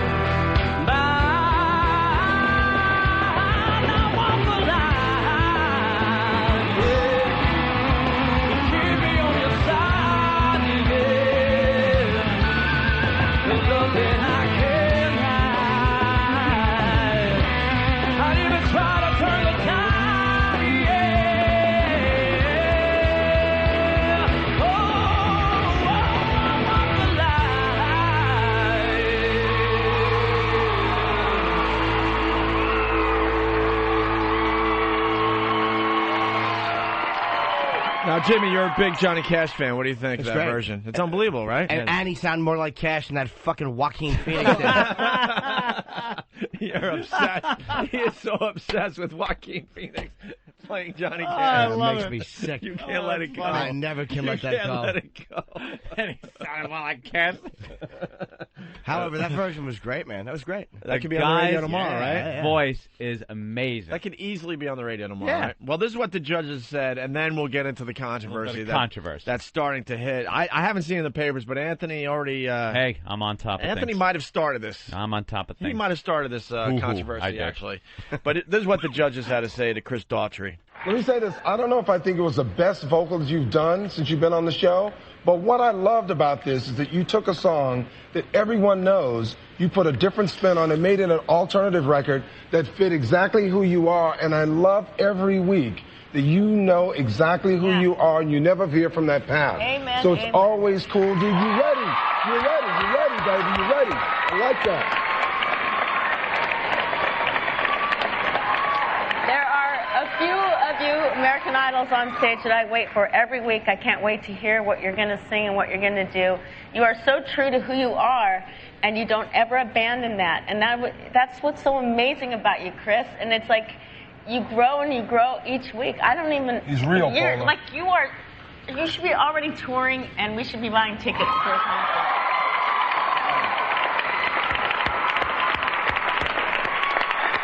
Chris, I agree with Randy. I don't think it was the best vocal we've heard from you so far, but I don't think it matters because there was an enormous difference between what you just did then, which is to take a great song, make it your own version. It was completely the opposite to what I hated about Bucky's version of Oh Boy. And actually, I've got to tell you, I think you are the first artist we've ever had on this show who's actually refused to compromise. And for that, round of applause. So the judges obviously loved that version and kept saying that how he made it his own. Little subliminal things going on, too. Did you hear how Simon called him the first artist on the show? Like, it's not contestant. It's not the guy. He called him an artist. You know, that kind of little things like that get the vote. It's not like this guy needs any help, but you know, it's those little things that Right. stick in Americans' That was a good minds when they version, vote. It's a great version, but was it his? Was it his idea to arrange it that way? What they did was they brought in super fag Barry Manilow, And he helped arrange. What is going on? He seems like a really nice guy, but he certainly does. How much plastic surgery has he had? I don't know. There is just something going on with that body. He's a Brooklyn that face. guy. You can't totally bash him, but he wrote the songs that made the young girls cry. Opie, too. He wrote the songs. He wrote the songs. Mandy. Yeah. So he came into my life. He helped arrange some of these songs because it was 50s. They had to do songs from the 50s and different little versions of them. And then Chris came in and had this idea for Walk the Line, and apparently wasn't quite his own. Right. He says on his website that he's influenced, and one of the bands that have influenced him was Live. And then we find out that Live put out an album a couple of years back with a cover of Walk the Line on it. And there's some similarities there. Here's a little Live.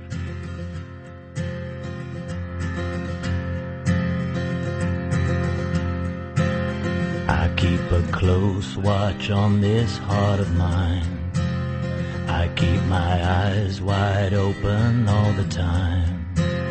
I keep the ends out for the tie that binds. Because you're mine, I walk the line. The beginning's exactly the same. I find it very, very easy to be true. I find myself alone when each day is through. Yes, I'll admit that I'm a fool for you. Because you're mine, I walk the line. As sure as night is dark and day is light, I keep you on my mind both day and night. And the happiness I've known proves that it's right. Because you're mine, I walk the line.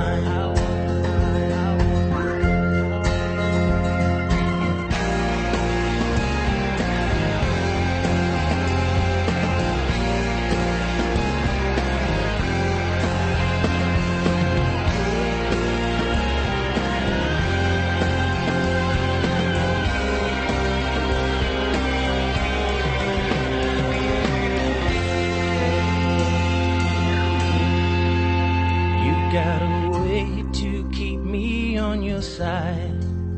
You give me cause for love that I can't hide. For you I know I'd even try to turn the tide. Because you're mine, I walk the line. Just waiting to see if it kicks in. I keep a close watch on this heart of mine. I keep my eyes wide. They get a little longer arrangement too, you know? Yeah. I keep the ends out for the tie that binds. Because you're mine, I walk the line. Because you're mine, I walk the line. Because you're mine, I walk the line.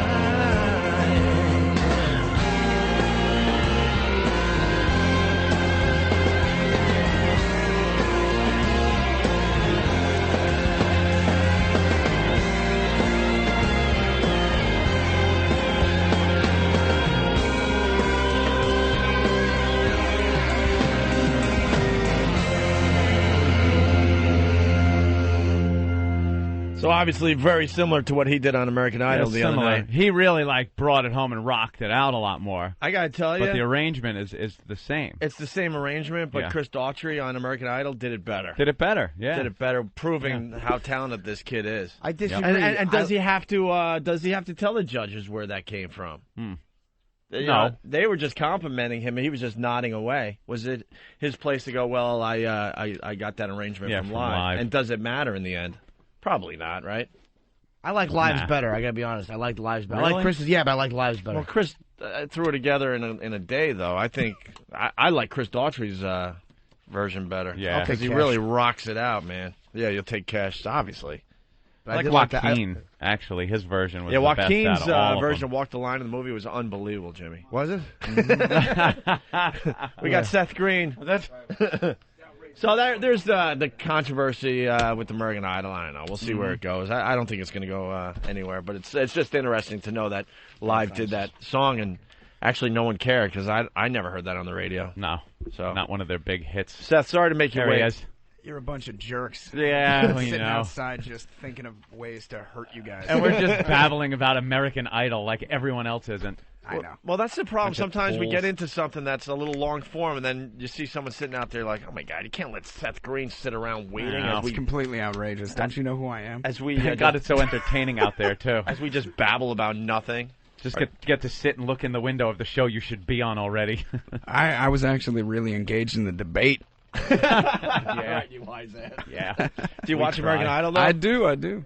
What do you think? Who do you, I like it. Who do you think's going to win? I got my top 4 picked out. To tell You the do? truth. Yeah. I like that girl Mandisa. I think she's got one of the best voices. I don't know if She's a if she diva. could win it. I don't know if she could win it, but she's amazing. She really is amazing. And that girl Paris is I great love too. Paris. Yeah, she's really good. Yeah, she I came like- out looking like a 40s kind of singer. Did a great job. There's some singers that you see on that show that are just great singers. They're like effortless performers, and you think, oh, okay, well, regardless of whether or not you win, this is kind of what you do.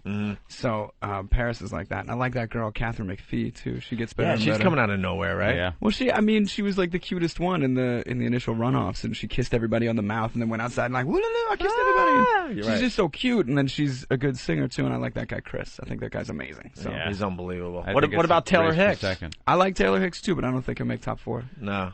Nah, Yeah, his- at some point they're going to have to throw him out. It's such a popularity contest in a way up until people start getting into the finals. When you get down to the bottom, there's only a couple people that are really so blow you out of the water talented that they're going to make it to Final Four. Yeah, it's not like you want to throw certain people off, but you have to. You know, somebody's got to go. And you have to have people some. have to get cut, no matter how Yeah. cool or interesting or sympathetic they are. Yeah. You also have to have a personality, you know, because what's his name is one of the best singers. I forget his name every week. That kid, Ivan.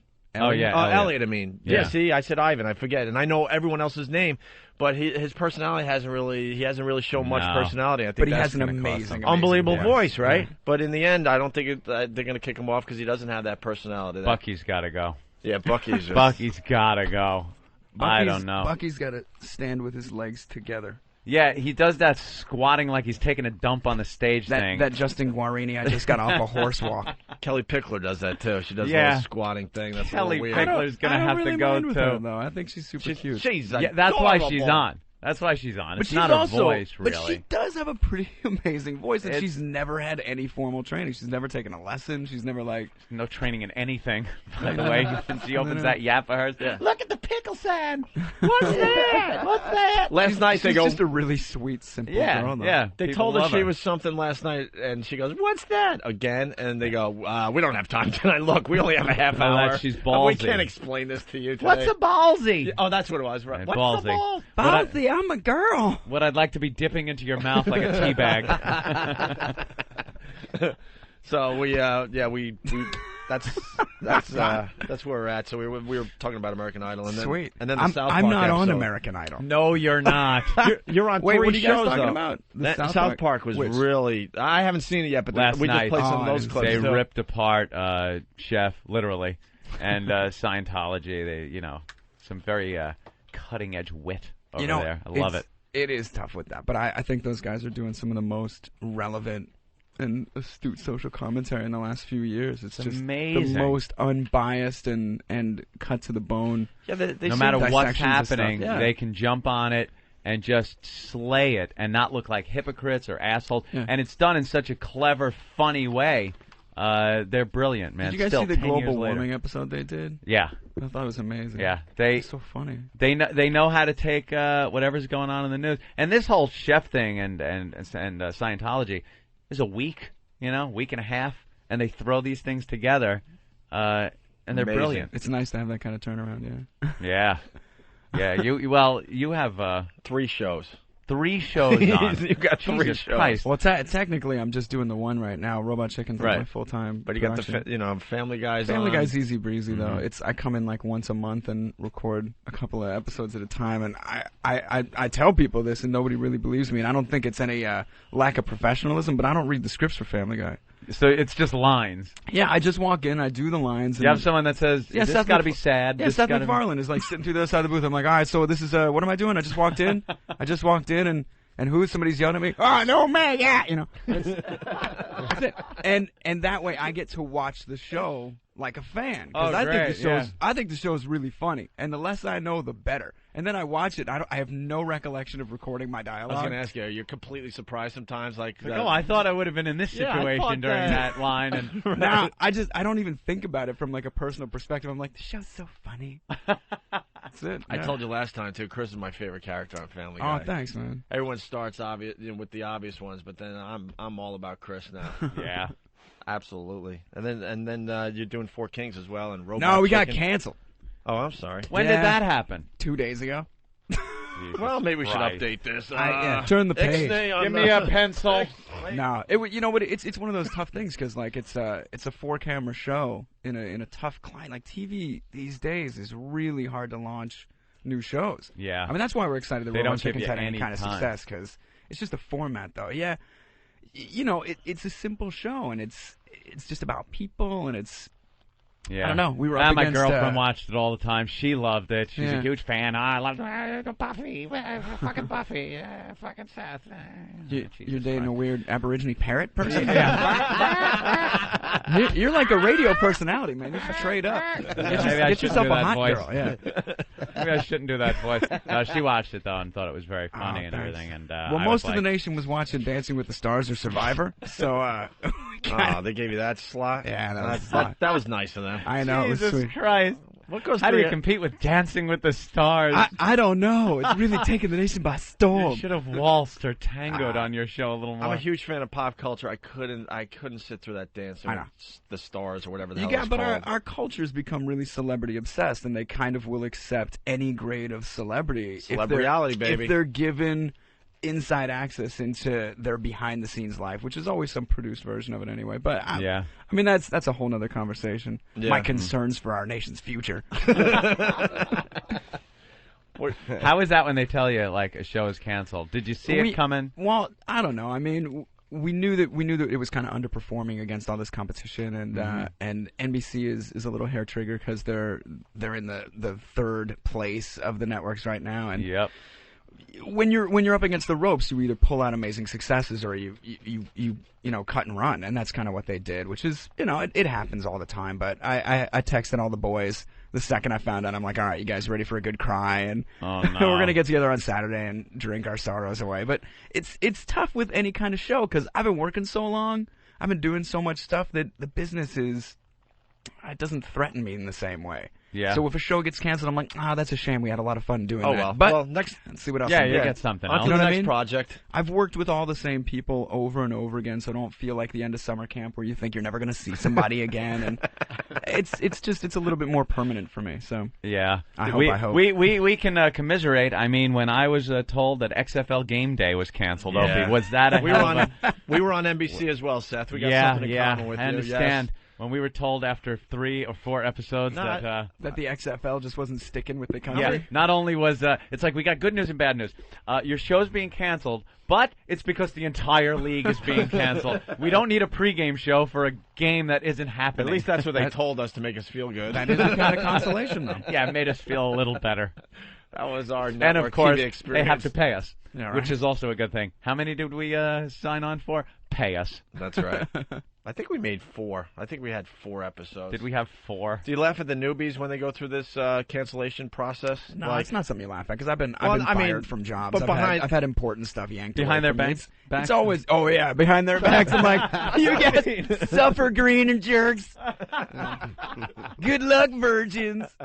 No, I mean, everybody's already working on something else, so it's just more of a sting because you get together with a group of people and you really get on with each other and are funny together, and you're like, oh, good, this feels great. We could do this for a while.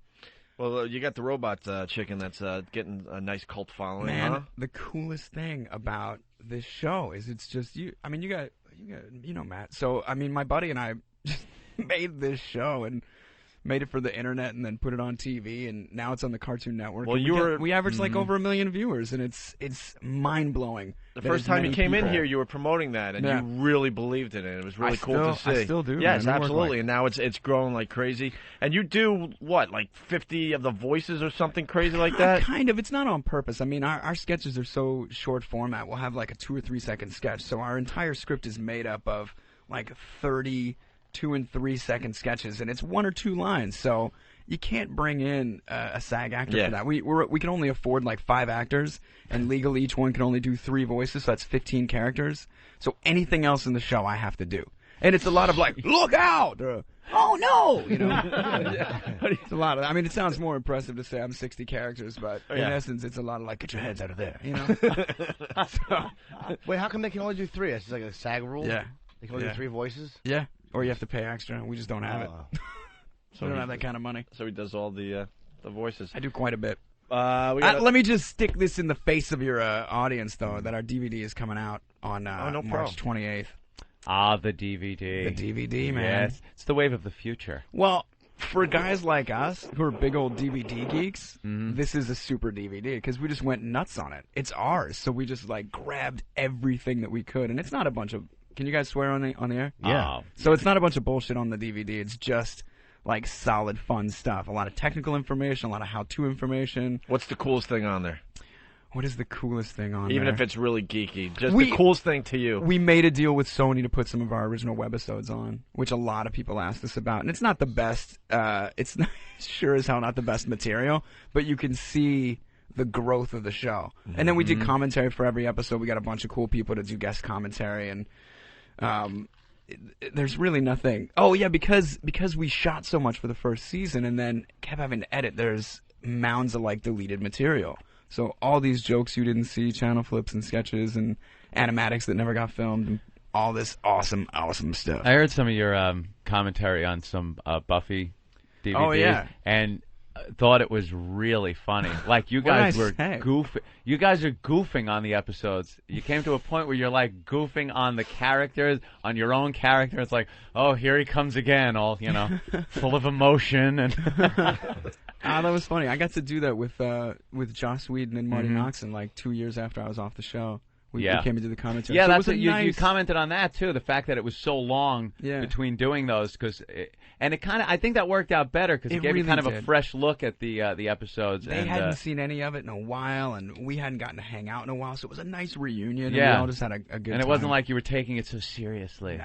Like a lot of people when they get to do the commentary and I really had to study this character. You know, she helped me as a person grow my character. Shut up. That's the awkward thing about commentary, though, is especially in the producerial side of it. We're responsible for giving all of like the cool technical, when it was difficult to broker this deal kind of commentary. I just like to screw around. So at one point, on one of the episodes, you just hear our writer Doug Goldstein make some comment. I'm like, all right, that's it. And I just jumped across the table and started like smacking him. So that's keep it interesting. Yeah. Let's go to the phones. A lot of people want to say hi to Seth Green. Prodigal Son, what's up? Hey, I just wanted to kiss Seth Green's ass a little. Robot Chicken is fucking brilliant. Tell your friends. Buy a DVD. I'm gonna. Thanks, man. I seen the promo for. They had one that was a spoof on the commercial. This is your brain on drugs. With a chick with a frying pan. Yeah. That had me in stitches every single time I seen it. Sweet. Thanks, man. Yeah. All right, man. All right. Watching out. Are you a geek though when it comes to that? I'm a geek in the way that I know all of the stuff that becomes the content for our show. Like I've got this bizarre sponge-like absorption of pop culture. Yeah. So But that's pretty geeky. Computers, you into that? No, man, I hate computers. No. I really do. Like, I like computers for the music aspect of it. I love burning CDs and being able to store illegally, all my right? music. Yeah. No, I'm actually one of the purists. I like to buy the CD and get the liner notes and see all the pictures and read the dedications. That's, but everybody's got their own thing. Very cool. Let's say hi to Trey in Georgia. Trey, what's up today? Man, I was just wondering, where do you come up with the ideas for Robot Chicken? Because it's the best show Cartoon Network has, and are there plans on increasing it to a 30-minute show? Well, let me try and take these one by one. So where the ideas come up, we all sit around in a room, basically, me and Tom Root and Doug Goldstein and Matt Senreich and Mike Fasolo, and then this season we wrote 20 episodes over 20 weeks. So for each 5-week period, we brought in 2 additional writers to sit in the room with us for a period of 5 weeks and write 5 episodes. And we just all sat around like, what's funny to you? And a couple things that we hit on, I was like, man, have you seen those Burger King commercials with the big creepy mask? I was like, we got to do something with that. So we did something with that. And it's like that. We literally just, what makes you laugh? What do you think is funny? And then we spitball it in the room and see if we got a joke or not. And then there are no plans to increase it to 30 minutes, and I'll tell you why. This is one of the hardest jobs I've ever had in my entire life, and I've had some hard jobs. But this is a 46-week schedule to produce 20 15-minute episodes. Take that in, 46 weeks. That's like literally just shy of an entire year. So I'm going to finish up June 17th on this season, and it is every day, all day, and a ton of work. So, no. God damn. How did you fit in the TV show? It was really hard. I would wind up going to Four Kings at like 8 in the morning, and then we would rehearse till 1:30, and then we'd have a network run through and split at 2 o'clock, get right to Robot Chicken at 2 o'clock, and work till about 6 or 8. Did the NBC executives be like, could you maybe take a little time off from your little cartoony fun channel thing? We balanced the schedule really well, but nobody quite appreciated what it was that I'm making. You know, but that's fine. It's such a small kind of culty thing, and I like the fact that it's not. I like the fact that it still has a kind of subversive underground quality, even though we got Melanie Griffith on this year. I'm just saying. That's pretty cool. Let's go to Brad in Mississippi. Hey, Brad, what's up? Good morning, boys. How are you? Pretty good, Brad. I'm also calling the kid step on his ass. I found him when I was watching Buffy the Vampire Slayer. I thought he did a great job then, and I watch Robot Chicken religiously. Oh, and thanks, I piss man. my pants almost every week when I watch it. Have we got an Easter egg for you? I've got a question, though, and I'm not sure if you're affiliated with it. Do you have anything to do with the 12-ounce mouse program? No, but I saw the pilot of that, and I called Matt Malero, and I just told him I thought it was really funny, and wanted to do a voice on it if that ever became possible, and that's as far as that got. But I think Matt writes that. Somebody else writes it with him, but it's so weird and funny. It's such a funny show, but it's so weird. I mean, it never kind of grabs you, and it just... You hang on to it, but you don't know where in the hell it's going. I know what you're talking about. I watched the pilot episode, and I forced a bunch of people to watch it just because I thought it was so silly and funny. And then I made a big overture calling Matt and being like, "Your show's the greatest." And then he sent me like 3-4 more episodes. And by the end of the 4th episode, I was like, I have no idea where you're going with this. All right, thanks, boys. Have a good vacation. Thank you, man. You live here in New York? No, I've been living in L.A. for a while now. Yeah, but I got a place here. That's kind of different than New York. Yeah. Listen, I'm just wondering because you're pretty recognizable. You know? Yeah. But New York's a better place to be. Is it? It really is, man. I mean, aside from any kind of paparazzi, New York, you're on the move, and everybody's got something to do. Everybody's doing something else. So even if somebody spots you, it's only so long. Fleeting. So, I know. Like I'll be on the street and somebody will be like, "Hey, Seth Green," and I'll be like, "Hey, how you doing?" They're like, "Yeah, all right." And then the light changes and they're gone. I've seen fleeting glimpses of like Aretha Franklin and He's you. So right. I saw you walking down the street one day, and I came home and was like, "Yeah, I saw Seth Green walking down the street." And that's as much as you do. But in L.A., it's like, "Oh my gosh, my opportunity." Yeah. So everybody wants to talk to you, wants to give you their script, wants to sell you something, wants to like hang out and go to parties with you. It's L.A. people come there to be doing what it is that you're doing. Yeah. So it's very different. Man, New York, you somebody's nailed it. already doing something. I just saw Rick Moranis the other day, and he was on a cell phone. I'm like, wow, Rick Moranis. And then I forgot because I was like, oh, I got to go get milk. You're on your way somewhere. You're not just walking the streets of Manhattan. I don't even if I want to be a stalker, I don't have time to follow Rick Moranis. I got to get my milk and my papers. But nobody walks in California. Like you drive to a specific location and then you hang out there. So there's a lot more opportunity for people. So if you're not in a car, you're there. You're doing the hang. You're already there. Wherever you're standing, you're going to be there for a while. Exactly. So you have more of an opportunity to I find LA to be really boring, man. Like it's cool when you're doing the gig, it's a fun hang, but it's like just at night it just stinks. LA 5 o'clock, literally it's awful. shuts down at midnight. And that's a big misconception. You'd think it would be party town, you know? There's your undergrounds, but it's always more people checking each other out than having fun together. I like to get my just friends together and have private stuff because it feels more normal. It feels like the type of stuff you'd be interested in doing. Yeah. As opposed to hanging out in clubs and watching each other look at each other. Hey, a lot of people want us to ask you about the Seacrest outfit. Oh yeah. Yeah. What do they want to know? Well, they just want you to talk about because for the people that don't know about Robot Chicken, that was one of the standout bits, right?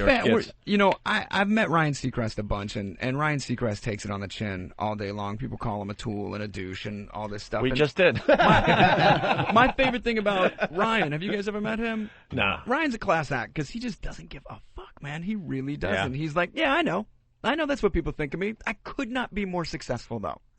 He literally, he's like, I tried and it's impossible. I'm at maximum success capacity. Bastard, yeah. It's great. And then I approached him about making fun of himself on our show, and he's like, yes, absolutely. And it's kind of like, in a way, what Wayne Brady did on Chappelle's show. You take people's conception of you and you twist it in just a certain way by showing that you're aware of the way that people perceive you and you don't care. Carson Daly is good at that too. Yeah, Carson's very he's played off self-deprecating. being a tool. Yeah. Very well. But I approached Ryan about because we were doing a American Idol parody, and I had to go through all this clearance to get him on the show, playing himself in that format. And then while we were there, we're like, Ryan, we wrote a series of channel flips, screwing with the Seacrest out idea. Would you mind listening to him? And he just thought they were funny. So it starts with him on the set of American Idol saying Seacrest out, and that's all it is, just flip like that. And then the second one is him playing baseball. And he swings and a miss, and it's like, Seacrest out! And then I think the last one is him in a dress in front of a mirror posing really pretty, and he goes, Seacrest out! I love him for that. I think it's really, really smart and telling of his level of confidence that he's willing to do stuff like that. Some people are so serious they do not even want to put themselves in that light, and they don't realize how endearing it is to people to kind of be a little self-deprecating. It's tough though, because if you're in the midst, like, okay, I approached Jay Statham about doing a spoof of the Transporter on our show, and they're still making Transporter movies. Yeah. So it doesn't exactly behoove him to, in the midst of launching another movie, kind of make fun of how outrageous it is. I get that. Yeah, So, that makes sense. yeah. It Maybe just depends later. on the circumstance. But if I somebody, like those movies, by the way. Yeah, they're cool. They're very cool. That's why we wanted to make fun of them. No kidding. All right, we got to take a break. Yes, we do. We started at 7. We haven't taken a break yet. Do you guys have to pee or something? Shit, yeah. We have to take leaks. Okay. We have to take leaks. My bladder's full. If you want to hang, you're more than welcome. If you got other places to go, we understand that too. What time is it? It's I like know I gotta 8:30. How are we on time? 10 minutes.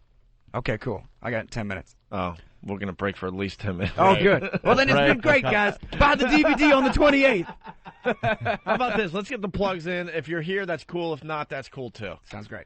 So it's Robot Chicken, the DVD. Robot Chicken Season 1 DVD is all over the place on March 28th. Right. Couldn't be more excited. Oh, and on April 12th, the softbound edition of The Freshman, which is the comic that I put out, is coming out in like bookstores and Amazon. So if you didn't get to read it when it was a comic, you can read it as the you gotta slow the down a graphic little novel. bit, man.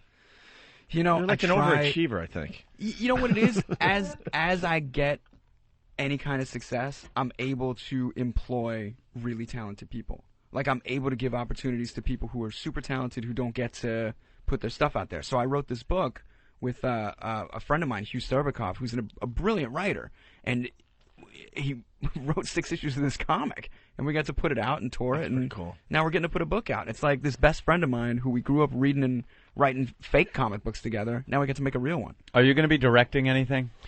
I see you have a director's beard on, is what I'm...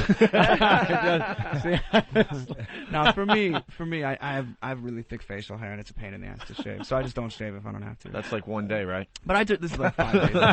But I direct a lot of the cartoon. You do? Yeah, you know, if you're going to direct something, you're literally marrying yourself to it for several years, and you got to just be in love with it. And I haven't found any kind of film project that I'm so in love with that I need to direct it.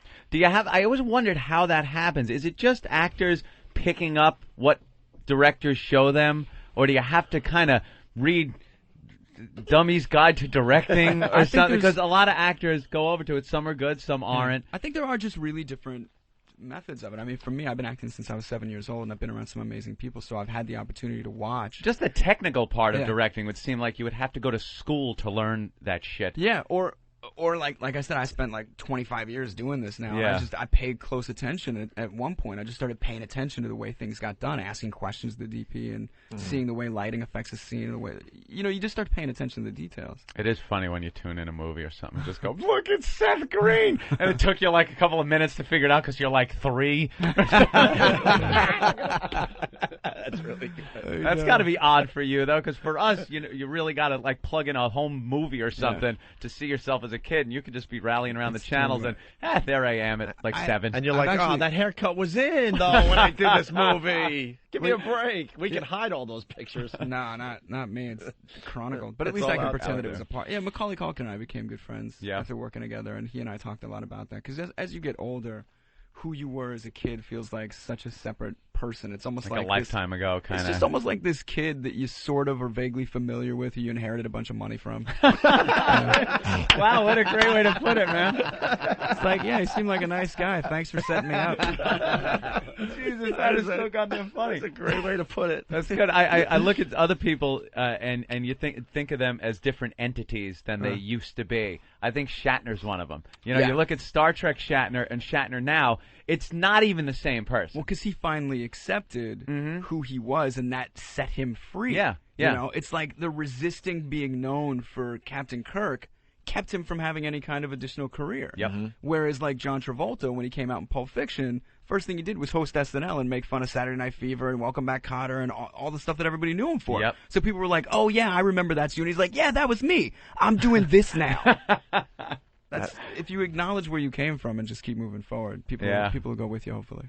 Well, Shatner had that whole incident too. So that kind of wipes the slate clean once you've been in the news for having, almost murdered your wife. Oh, yeah. Jesus. The whole I took a nap and then called 911 while she was fucking caught in the grate. I wanted to jump in the pool, but I'm really, really scared of the dark. It was cold. All right, let's thank Seth Green for stopping by. Robot guys. Chicken. Yeah, It's thanks, man. March 28th. March 28th. And then first season April on 12th DVD. for that book. Very cool. It's Seth Green, everyone. We're going to go take Thanks, guys. leaks. Take our leaks.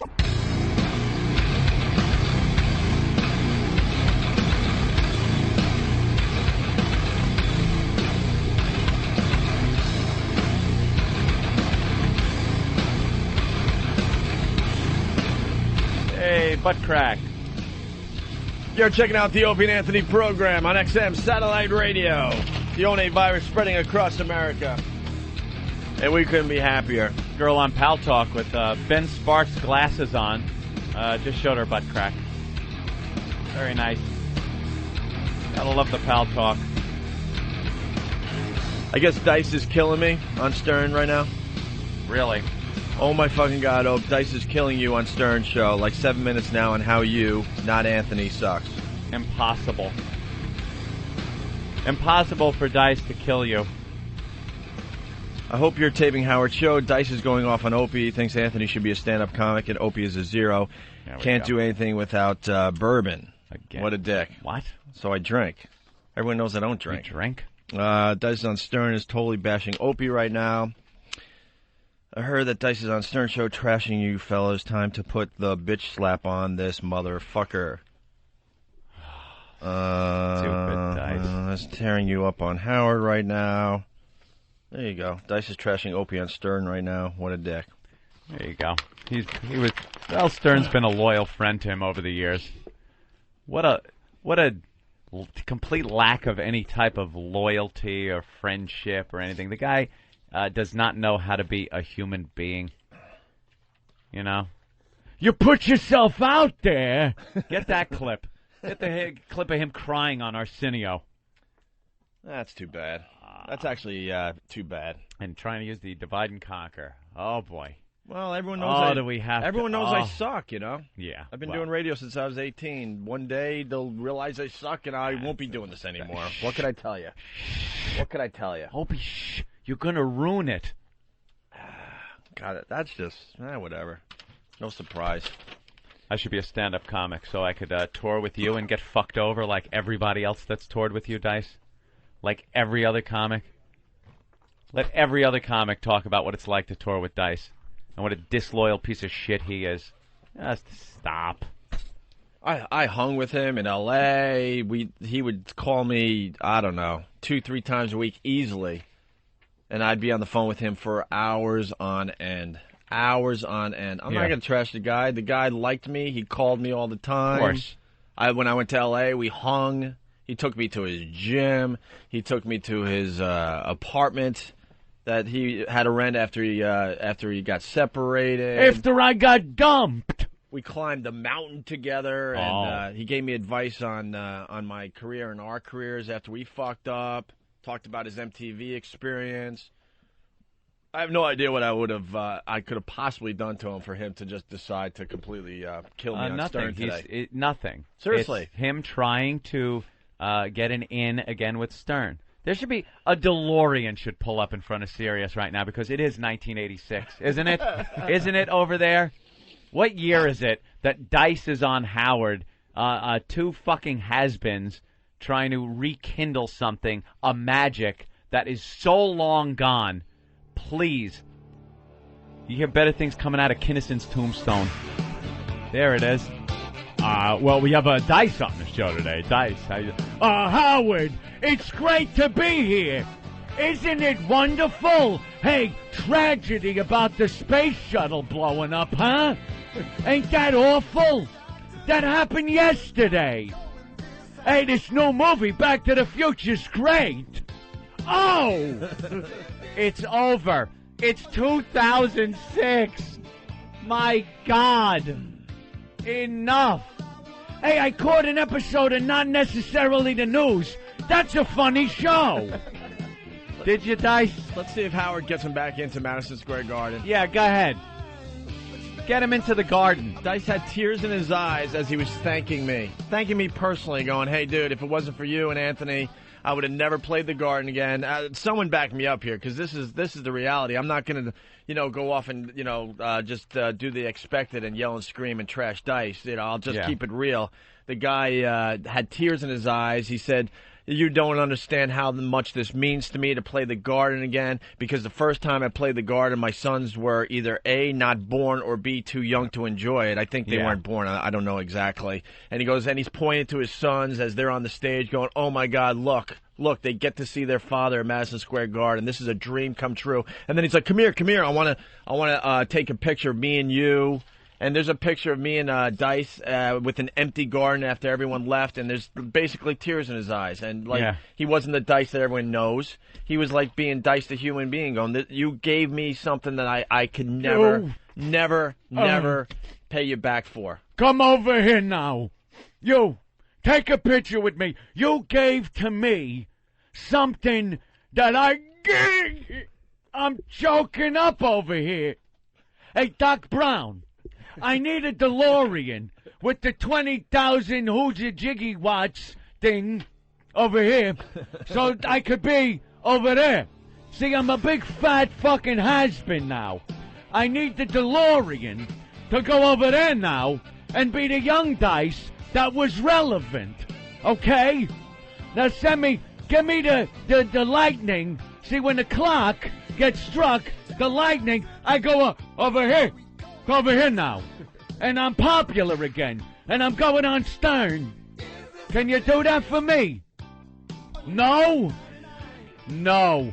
It's over. The glory days are gone, you fuck. Let's go to Kerry in Vegas. Kerry, what's up? Hey, unfortunately, my new Durango has Sirius that Dodge pays for, so I switched over. Dice is talking a whole different bunch of shit, man. He's saying that, I'm not going to go on their show and make another show for them. They can do it on their own this time. And how he tried to take you on after the Garden thing to see what you had verbally. He's a fucking... What is he talking about? Yeah, I know. You never understand what he's talking about. We'll just keep it real. The guy called me all the time. We had great conversations in the middle of the night. I have messages from Dice going, Hey, you there? You there? You're usually there at this time. He's a phony. All right, well, call me back. All right, I'll wait a little longer in case you're making your way to the phone. The guy loved me. What can I tell you? I'm being honest. The guy loved me. We talked all the time. When I went to L.A., I stopped by and saw him at the Comedy Store. We hung. We've all know Howard's full of shit. Anybody on his show is full of shit. and you guys are the only ones that still have anything worth a shit to listen to. And That's why I got an XM unit mounted next to this piece of shit Sirius unit. But hey, thanks to Howard, I know they can switch the brain. So as soon as I get a chance, I'm going to switch the brain to an XM unit in my car. All right. So we can listen to you. Because, God, he comes out here and he's a legend, according to all the billboards. The legend. Yeah.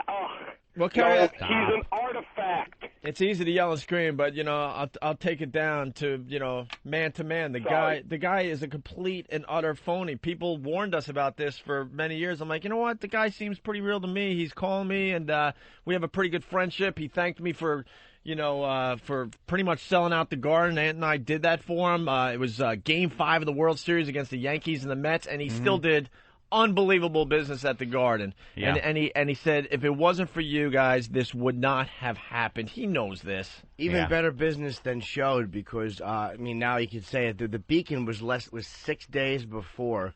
Right. Sold out Beacon, 3,000 seats. Yep. And those were going to get dumped. That show was going to be canceled, and those people were going to be flipped into the Garden. Yep. Which would have been an extra 3,000 people. And I'm sure in the Garden, and then the promoter wouldn't allow that. I'm sure he would. He's going to rewrite history, but the fact is, he told us that we made all that happen for him. He told us. So what? He's going to go on Howard and trash me personally just to sell a few more tickets for his gig on Long Island. Good luck. That's worth it to you, Dice. That's Good worth luck. It. That's worth it in the long run. There's a bigger audience here. I'm sure your sons are real proud of their papa today. Good one, Dice. Good choice. Good choice you made there, Dice. Have fun. I'm sure your sons that you love more than anything are proud of their papa today. Hey, you want to give him a plug?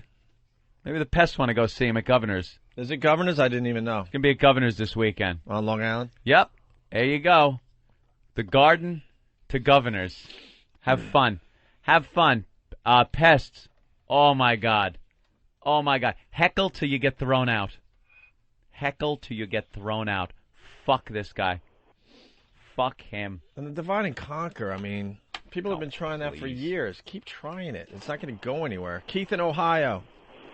Yeah, Opie, I just wanted to give you a quick call and say, hey, some of us out here love you and love what you do. I love Anthony and Jimmy as well, but your control over the radio show keeps things flowing great, and believe me, I'm one of those that notices how you rein things in when it's getting out there. Dice should know, because he's one of the people that when he was on the show, that show was so easily derailed when he was on, because he'd just go off on tangents, and it had to be kept reined in and kept together, but, Yeah, I've missed the early years. I've only been with you since you went free on XM, and okay. I've only missed a couple of hours of show since you went free, so all right. I'd really love to catch up on the early days, but yeah, I just wanted to give Opie banana juice.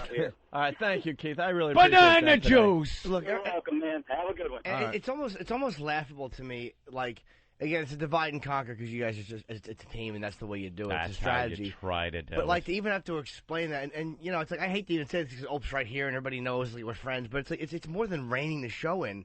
It's like this ability that I don't have, Ant doesn't have, this ability to find Achilles in people and weakness. And look, it's an ugly thing sometimes, but on the air, there is nothing better on radio than that ability to do that and to be able to be in the same room with somebody and do that. I can't do it, and you can't do it. Nope. And it's like to have to explain that to anybody is ludicrous. Well, we all know what we do for the show. That's why it does get annoying after a while that when these people try to do that whole divide and conquer It wouldn't have thing. been this successful for over 10 years, this program, the Opie and Anthony show, now with our little pal Jimmy Norton. Jimmy Norton. It wouldn't have been if everybody didn't have a role and did it well. That's just the way it is. It wouldn't have worked. It's no surprise, but I don't know. He's done some other things, After many, many years, he just turned his back on Kenny, and that was very suspicious, those circumstances. He just does this type of thing. And I've done more than kill you, Opie. I've hurt you, and I'm gonna go on hurting you. Oh, the rat that dies. It's just. He tasks me. he tasks me. I'll chase you around Wish I knew where he chased the fuck. Forget that one. Not gonna lie to you. I mean, it's easy for me to yell and scream and fight back, but the reality is, it's a real bummer. It's a real bummer. Dice. So stop it, Dice. So it's worth doing that to sell a few tickets. Irrelevant dreck. Both of them babbling about past glory days. Go ahead and have fun over there. And you know, to keep it honest, there was a time when we first started on XM, Dice wanted to come back on the show, but he wanted to talk to me first about my dad's death and stuff. And I wasn't willing to talk to anyone about that. I only started to really, move forward in the last, 3 or 4 months about that, So if he's holding that over my head, Jesus Christ, I didn't talk to anyone. I blew off pretty much everyone I know in my life How for about a just year. coming in and doing a show and then, worrying about hanging out and getting, personal relationships back together again? If you would have come on the show, that's fine. Right. But the guy. But that's is the a only thing I mental could think patient. of is because there was some talk that he needs to talk to me, and it never went down. But I have a whole list at home of people I need to talk to still that I haven't talked to in over a year, and these people used to be very close in my life, but I just shut out everybody after what we went through as a family, and that's what you do. That's the only thing I could think of. It's all you do. That's the only thing I could think of is that I never, called him. But if he's gonna hold that, then what can I tell you? I don't know. Dead.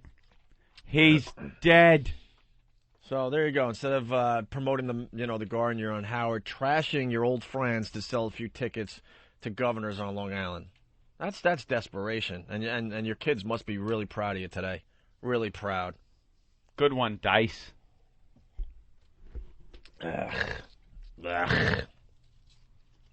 Opie's a dick. Great. Let's say hi to Scott in Pennsylvania. Scott. Hey, Opie, I just want to say I think you're a fucking asshole, and I love you for it. All right, thanks. Punch it out. I need a little love right now. A little boost. I need a little love. Come on. Do you need love? I need a little. We little love you. love. I might need that hug from E-Rock after all. I love you. Susan loves you. Right. A-Rock loves you. Elmo loves you. I'm the genuine oracle. Go on, hurt me. Go on, hurt me if you have to. I'm the genuine oracle. My wife likes me. Right. That is one of the most pathetic scenes in movie history yeah. and makes me laugh so fucking hard every time.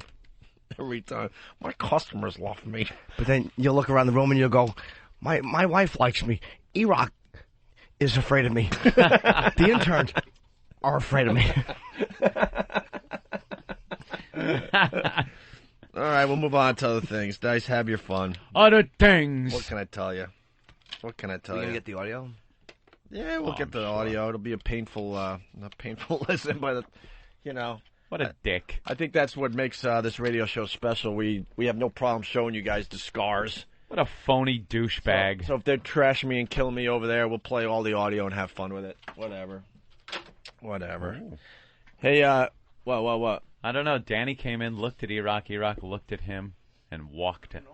Well, I would have liked to have gotten the audio. Uh-oh, what happened? No. What happened? What happened? Here comes the problem. Here it comes. Oh, boy. But I was trying to hook up the old unit we have in the back because Eric likes to bring it home sometimes. Uh-huh. And I tried plugging it in. I noticed that the power supply was wrong. Unless Nokia makes it, I don't know. Oh, no, I don't it's think they someone's do. phone charger. Oh, boy. So that's a real shame that we're not going to have audio of them trashing me. Wow, maybe your roommate does or something because we don't have the What a correct bummer. That's power such a supply. bummer we don't have the audio of them trashing me. I would have really liked to play that today. Yeah. Like 20,000 listeners aren't going to have it. Yeah, I'm sure somebody will have it. Yeah, but it kind of would have been nice to have immediately.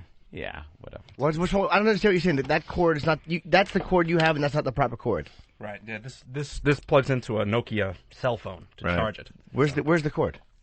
Oh, probably in Eric's. No, it should have been there. I House. don't have a Nokia. All right, why don't we move on? The Leprechaun story. There's a part 2. No way. There's a part From 2 that yesterday? came in. Is part 2 as good as the first one? Anyone? That came from Steve. He says it's different audio, but it's good. It's just as good? I can't get enough of this leprechaun sighting thing in Mobile, Alabama. Oh, well, it's fascinating. There seems to be a leprechaun on the loose in Mobile. and the people there, the citizens, are commenting on it. Yes, they are. Are they? Because you can't understand a word they're saying. We got to play the original news story, and then we got the brand new news story that came in overnight, okay? I think this video is up on opieandanthony.com, but they have a leprechaun that's loose in a tree somewhere in Mobile, Alabama, and the locals are just losing their minds. Listen to this. Curiosity leads to large crowds in Mobile's Crichton community, many of you bringing binoculars, camcorders, even camera phones to take pictures. To me, it look like a leprechaun to me. All I gotta do is look up in the tree. Who else seen the leprechaun? Say yeah! Eyewitnesses say the leprechaun only comes out at night. If you shine a light in its direction, it suddenly disappears. This amateur sketch resembles what many of you say the leprechaun looks like. Others find it hard to believe and have come up with their own theories and explanations for the image. My theory is it's casting a shadow from the other limb. Could be a crackhead that got hold to the wrong stuff. And it told him to get up in a tree and play a leprechaun. We're going to get down to the bottom of this. Yeah, it's still on there, guy. Don't be afraid.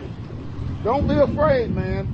This guy, helping to direct traffic, says he's prepared for his encounter with the leprechaun. He's suited up from head to toe. This wars off spells right here.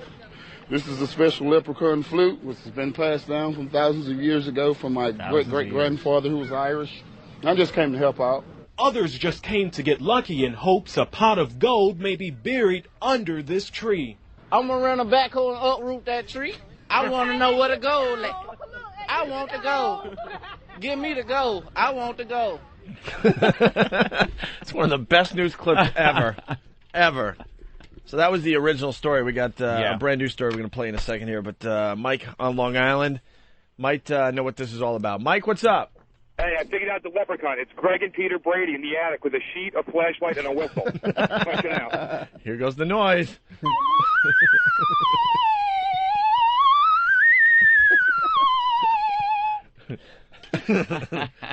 All right. Well, wait, sorry. Shit, that was the UFO. Yeah. Let me do the ghost. Yeah, that's better. That scares me. All right, here's the new leprechaun story coming in overnight. The crowd started gathering around sunset. It's here. You sit right up there. It's just right there. It's just a face. A face. The eyes, the nose, the mouth, the front of the mouth. What's up here? It's just a face, and right now he's not happy. I'm not kidding. It's a frowning face. A leprechaun. It looked like last night. It looked just like a little leprechaun. It's still up there. The people who see the leprechaun say you can see it better at night. And that's when the crowds really start coming out. Now step back some of y'all to see it. If you just look right there in that middle, you see it. Right there, you see it? Do you see it? Y'all see it? Like you smiling right now. I want to see it. If it's here, I want to see it. When it's going to pop up? Well, actually, my brother came in from Atlanta last Sunday night, and we were standing around, and he said, y'all not going to believe this, but it looked like a man is up in that tree. And we all like, man, you crazy. Pretty soon, there were more people creating traffic jams, all to see what has become known as the leprechaun. And he was smiling. He was smiling, huh? And then one moment, I thought he tipped his hat. What do you think about all the crowds that have come? What has it been like the last couple of nights as far as the crowds? It looked like Mardi Gras. All we need is some floats. Now, some people say they've seen the leprechaun, and some people say they haven't. But one thing's for sure, nobody's found a pot of gold yet. So, does the leprechaun move around, or is it just something that looks like it could be a face in a tree? Yeah, it seems to me like one of those things, if you stand in the right spot and look, it looks like a leprechaun. Right. Black people have lost their fucking minds. Poor people tend to live in clusters. I believe in leprechauns. Days never finish. Master got me working. Someday Master set me free. They've lost their minds. Oh, my goodness. And the news is reporting this as a real news story. What they're really doing, this is why the news is so awful, is they're basically saying, would you look at these jackasses? Right. and they don't have the moral courage to be honest about it. Instead of going, look at these fucking dumb motherfuckers, which is, believe me, what they're saying. That's what the story is there. It's not about a leprechaun. It's about how entertaining it is to listen to idiots talk about anything. I just want to get a pot of gold, man. I'm going to get me a black hole. I'm going to dig for that gold. That gold going to be mine. Speaking of gold, we just got it from that clip. That's exactly what they're thinking. Yep. Singing leprechaun could be cracking. No one talks about it. No one the anchors are probably like, well, that leprechaun, a pot of gold is supposed to be at the end of the rainbow. Certainly is. And we have a golden forecast for this weekend. Let's go to the weather. Yeah, not one thing about those stupid apes. Because Be careful. You know that's what they're wanting to say. But they don't even say it to each other. It's not No. acknowledged even to each other that is It's exactly a what they're doing. racist broadcast. It is nothing but goofing on uneducated people of the black race. Yeah. That's what the whole news thing. But they don't talk about it. They're not honest about it. It's the story about the leprechaun. And they should be showcasing that. If there's a group of human beings that are that fucking dumb, like these dumb motherfuckers that see the Virgin Mary in a piece of soap, you should be showcased and then executed. Let's go to Rashad in Houston. Rashad, what's up? I want to cry as a black man. I really You do. should. I really do want to. It's awful. I've never hated black people in my entire life. I want them all dead, including me. I take one for the team. No. But do you see what the media does, though? Like, you know what the media is doing with that, and that they won't acknowledge it because to acknowledge it is racist or insensitive or whatever they want to call it. Absolutely. It's a slap in the face. I mean, it's bad on every single level. I don't even want to go outside right now because there'll just be pointing and laughter in my mind anyway because I'm just going to be associated with whatever the hell was just on TV. I saw the clip last night. I was in damn near tears when the guy showed the picture of the amateur drawing. It was an acorn, acorn with a face. That's all, man. What's it out, fellas? All right, man. Sorry about that, Rashad. Hang in there. Maybe Celine Dion Jesus. could get a kayak and go. Kayak? Just let them touch the leprechaun. That's all they want to do is touch it. There's some woman coming along. I saw the leprechaun. Then I saw this stick figure woman with a big camel toe. She had a vagina that the leprechaun then hid in. Seth Green came back just to say goodbye. All right, there he goes. I didn't Seth know Green. he was still here. I know. He was doing another interview. He had so much fun, he said, on our show. Cool. And he just popped his head in to say goodbye for good. Sorry, Anthony. That's okay. Frankie in New York. Love you, Opie. Thank this you. whole thing makes me think of one sentence. Yeah. This poor, so black. So poor, and they're so black. I just can't get enough of that clip. They're great. Love to know. Talking about finding the gold. Oh, and here's one of my personal favorites, too. I seen the cops knocking the truck window out, and I thought they was giving the man UPS. I thought the man was dead. That's the way it was. UPS. Indeed. Well, delivering him a package. I got one, too. We got to have a greatest hits CD. Yeah. We have to put this CD out. She was taking real bad news. Pictures, they got shot. I said, who? She said, Boo got shot. I said, oh my God, we just saw it. My sister had called somebody up here. She called my cousin Punkin just stay up there. She called her, and Punkin told her that she was on the phone with police. And Chichi, she had left out, and she went and got in her car, and she bailed out. And when she left out, then when I heard the gunshot again, and when I heard the gunshot, and I seen some boy had running the building over back that way. He ran that building, I seen that car just flew off, and then I seen a long gun, a big old gun in the car. Okay, terrific. And, of course, this one. I believe this was, there was computers that they were selling. Yeah. Surplus school laptops that were like 5 years old for $50. And, of course, the riot that ensued. And here's one of the women talking about what she saw. Look at my knees. I'm hurting.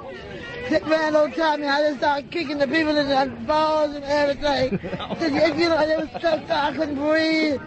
I forgot about that Yeah, one. the news person couldn't understand her. Yeah. They wouldn't let her say, I just started kicking people in the balls, Right. which is what she said. And it went out over the air. Yeah. It wasn't live. It was a taped segment also.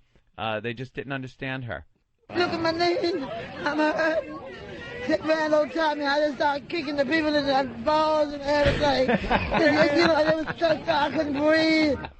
Kicking the people in the balls and everything. I was pulling a cock and... Well, this isn't a black clip, though, E-Rock, but it's along the same lines. A moron? Yeah, a moron in the news. Look, in my vagina 2 times he bite me. But his teeth are very small and they don't damage very much. They pinch. They pinch. Is that a real clip?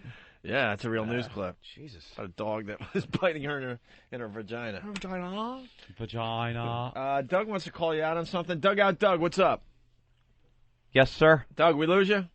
Oh, hey. What's up?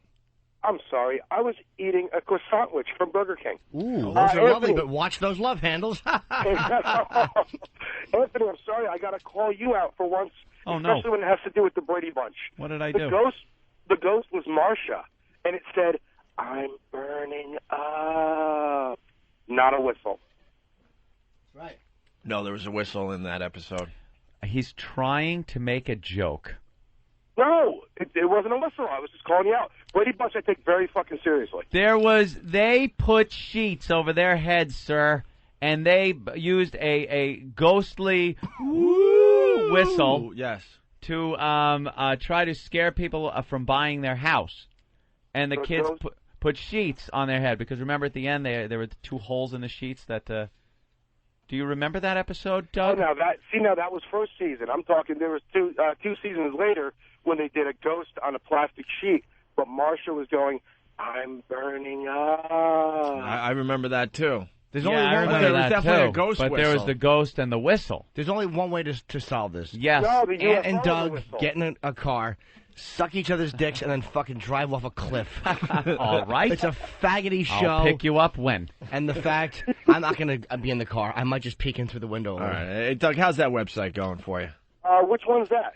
Oh, fullblownaids.com. It's Jesus. a great place to go, guys. It's got a message board, oaexperience.com, which takes care of the show after the show and all pest activity. And we got Pal Talk videos on Full Blown AIDS, the website. Are there links there to Whackbag? There are links to Whackbag. I love Whackbag. You know that... Whackbag made me what I am today, which isn't much anyway. I love the Whackbag. You know, we're going on vacation starting tomorrow, but the listeners don't care. The experience continues without us. Of course it does. Doug? Eventually, we won't even be doing the show, but it'll still continue. Doug? All right. Yes. Are there any pictures of me on fullblownaids.com? No. As a Why matter of would fact, there Kim be? Norton, there is I believe there are Probably videos an ass of you when you, shot. No. there are videos when you got your hair cut on there. What about his ass? I don't know if we have any ass shot videos of Jimmy on there. All right, we'll get one.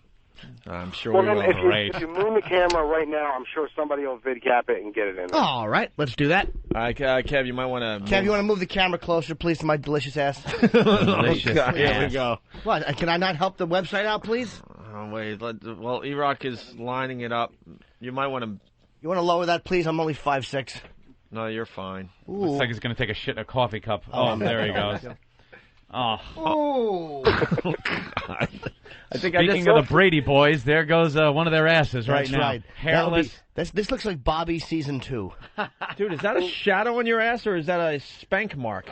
Or shit. Shadow. No, neither. Oh, my it's a ass is shadow. immaculate. All right, Believe it's me, a any of you would be shadow. happy All to right, eat my ass. Trust me. I think I just saw the leprechaun.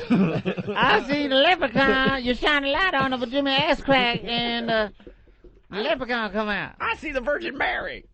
Just for your information, Jimmy, we are the only website on the entire internet, I believe, that showcases the jackers of Pal Talk also. We have a lot of jacker videos. Great. That's actually really funny. You got to get like comedy, music or silly music behind it or whatever. Benny Hill music and play him in fast motion. There you go. That is a fabulous idea. Hey, Ben. All right, Doug. Thank you. Thank you, gentlemen. There he goes. Dugout Doug. He does a great job for us behind the scenes, especially. Radio. All the O&A pests do a great job for And us. by the way, we talked about Wolf Blitzer's thing so black. It's odd how he wasn't fired for that slip. Yeah. And yet this poor schlub radio guy. Well, it was a little different. Not really. To me. You don't think? No. I'll tell you why. All right. Because obviously coon is an offensive term. But the guy Was he in Phoenix? Do we have any information on this story? Yeah, we got the audio. Okay. Oh, you got it? No way. Oh, well, I don't know if we had the audio of what he did on his show, but we have the audio, the news report of this. It was all because of this terrible, awful Negro. Is that the, no? It's a DJ from KTRS. Dave Lenahan. What's it, a sports Dave show? Lenahan, I believe. Dave Lenahan from KTRS. Well, here's the news story. Bobby, thanks a lot for calling Big 550, KTRS. I don't think that would be a good idea. Oh, wow, we have the actual audio. No way. Huh? Get to a microphone, Martini, Steve. Thank you. Hurry No, up that one before doesn't work. Do they bleep? That works. Do they bleep it out or something? That works. No, this is the actual audio of Dave Lenahan on the air, and then the second clip is his GM, the CEO of the company apologizing on air. Oh, you're good, dude. You are good. Wow. I try to beat you. You certainly are, Here's and you the succeed. clip. Oh, that uppity nigger went and hit me on the head with a shovel. Oh, man. Well, Lenny should have been fired. I have no problem with his firing if he's going to be spouting off terms like that. What's more embarrassing than the radio apology from the Nothing. GM? Nothing. Ugh. That's some audio we got to find if it's anywhere. I think we have it. No, I'm just saying GMs in general, apologizing for what their jocks did. Comes on every once in a while. Bobby, thanks a lot for calling Big 550, KTRS. I don't think that would be a good idea because we're going to need her to run against that goofy broad Hillary. So we need her as the presidential candidate. I think she's better fit for that role against the other female that will be running. She's pretty much said she doesn't want to run, though. She's come out pretty much and said, I don't want to be... Well, we need to get somebody, and I think she's really cool. I think she'd make a great president. I mean, thanks a lot, Bobby. I appreciate you giving us a call. She's been chancellor of Stanford. I mean, she's got just the patent resume of somebody that's got some serious skill. She loves football. She's African-American, which would kind of be a big coon. A big coon. Oh, my God. I am totally sorry for that, okay? I didn't mean that. That was just a slip of the tongue. She's definitely got all the attributes to be commissioner. I'm really sorry about that. All right? Actually, let's just take a break. This is Dave Lenahan. Big 550 KTRS. What the fuck? I guarantee I know what he was kidding going me? for. What was he trying to say? A big coup. A big coup. What the? They fired Coup or this a guy? boon. He got it mixed up saying like a boon to something. You ever hear that? A boon or a coup. And sometimes you put the two words together, and he said coon instead of a coup or a boon. It says right here, I was trying to say quite a coup, but it came out coon, he said. I called myself and apologized, which he did immediately. Immediately he said he was It wasn't sorry. anything I was meaning to say. I never used that word. They fired this guy over this? Fucking, and the NAACP, Fucking these this dumb business motherfuckers, stinks. the NAACP comes out and says it's a good thing he was fired immediately. How about the fucking NAACP not recognize when a guy just had a slip and he's not Right. a racist, you dumb Oh, they motherfuckers. recognize when it's a slip. When somebody like the mayor of New Orleans comes out and says he wants a chocolate city and stuff, Get this guy on the that's phone. no problem. Get this fucking guy on the phone right I now. guarantee he won't come on. Let's They're see gonna if he pay has him. balls to come on our show. What? Ben's trying. I think that there's no one on the station yet. I don't. What does this mean, Ben? We He's can't just do it. twitching. You're trying. That wasn't hand signals. He was This perking and enrages jerking. me. Dude, it's fucking I want to bite. What? No one there yet. No one there? What? Oh, because what is this? Out of Phoenix or something? St. Louis. Oh, St. Louis. What are they? 2 hours behind? Old St. Louis. 1 hour behind? Oh, all right. Well, the guy should not have been fired for that. Stop it. Especially since he's like he stopped and said I'm really sorry. I'll even say if he even meant to say they shouldn't be fired. Maybe you don't like that, but come on, the guy's doing a talk show, right? But well, if you're on a sports talk show like an ESPN type show, which I think is what he's doing, I'm guessing, and you say coon on purpose, it's different than what we do, so they're going to shit can you for that. But if you make a mistake, and it's not, if he said nigger, that's like, all right, that's a brutal, hateful. But then this groveling fuck of a GM or owner, whatever the fuck he is, comes out and says, well, there's enough hate. Is there, dipshit? Like what, Little John? You want to talk about enough hate, you fucking groveling faggot? This business is just unbelievable. Commercial radio is filled with pussies. The guy didn't mean it. I didn't mean it. Listen again. I think we got it up to the point. Thanks a lot, Bobby. I appreciate you giving us a call. She's been chancellor of Stanford. I mean, she's got just the patent resume of somebody that's got some serious skill. She loves football. She's African American, which would kind of be a big coon. A big coon. Oh, my God. I am totally sorry for that, okay? I didn't mean that. That was just a slip of the tongue. She's definitely got all the attributes to be commissioner. I'm really sorry about that. All right? Actually, let's just take a break. This is Dave Linehan, Big 550 KTRS. See, not only did he say sorry immediately, he was so flustered he went to a break. And that was an uncomfortable laugh at the end. He handled it well. He did what he could. I think that he should have, when he said a big coup, he should have said what he meant was a big coup. I mean, I think he just got flustered, but then to take a break to me, and this is what bothers me. There were complaints to the station after, of course. Did a bunch of fucking black people hear it and not like it? Or was it a bunch of white people who objected to somebody vocalizing what they probably said in their own homes 500 times? Yeah. Why would you call in and complain when the guy apologized? He obviously didn't mean it. You fucking double standard motherfuckers. Phoniness. And he was obviously trying to say another word. Of course he was. He was praising. It was about Condi Rice. I know. And he was praising her. She obviously has this, because she's apparently a big football fan or whatever, where there was rumors of her running the NFL. And he was saying that she's got the skills, and for whatever reason he mentioned she's African American. That shows you, by the way, that he's a PC worm anyway, who'll probably deserve to get fired. Fuck him. African American. Is she shit dick? She's black. Say it. Don't be afraid of the word. It's not racist.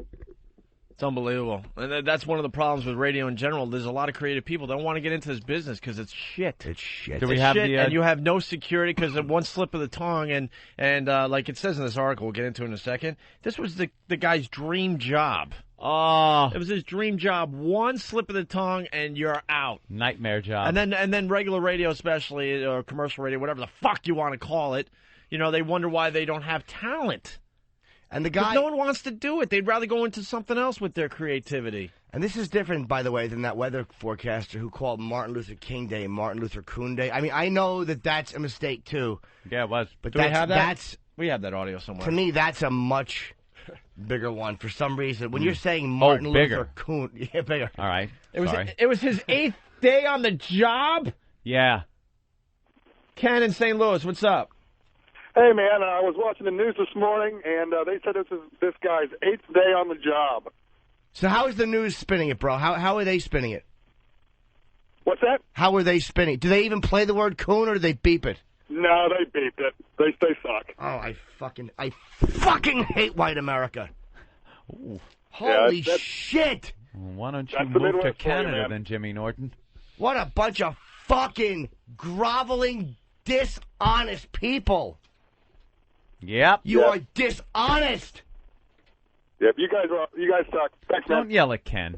Hey, here's the Martin He's Luther. just calling in, Jimmy. Here's the Martin Luther Coon Day thing that the weather guy slipped up on. The next couple of days, temperature is going to stay well above normal after a couple of days well below normal. Here's a look at your extended forecast for tomorrow. Sunshine, 60 degrees, Martin Luther King Jr. Day. We're going to see temperatures in the low 60s and mostly sunny skies. Look at that as we head toward Wednesday, Thursday, and Friday. And boom goes the dynamite. And we all knew that was he was jumping from King to Junior.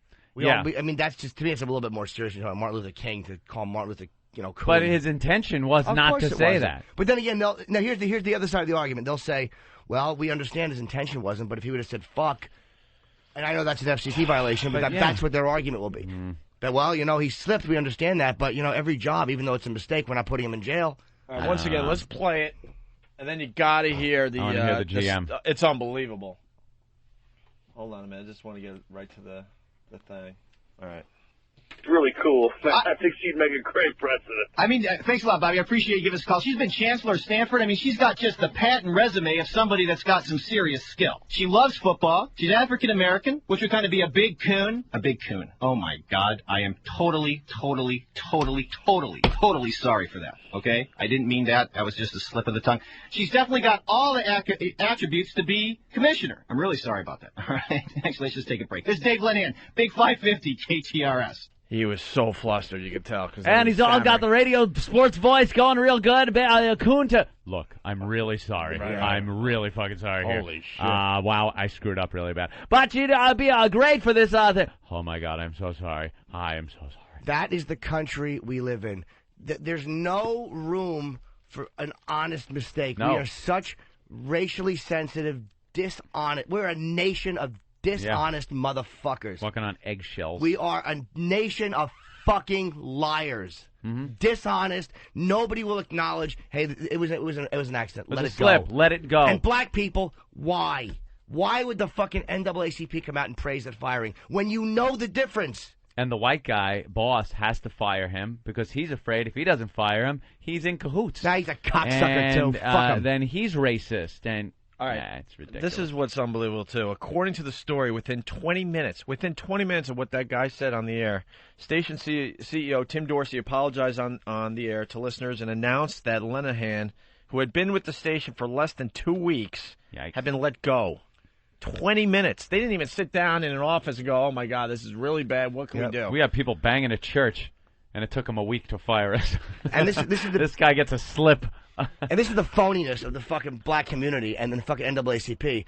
When Jerry Brown, this is a story I'd want to get to a while ago. I forget what the story was, but he said nigger something.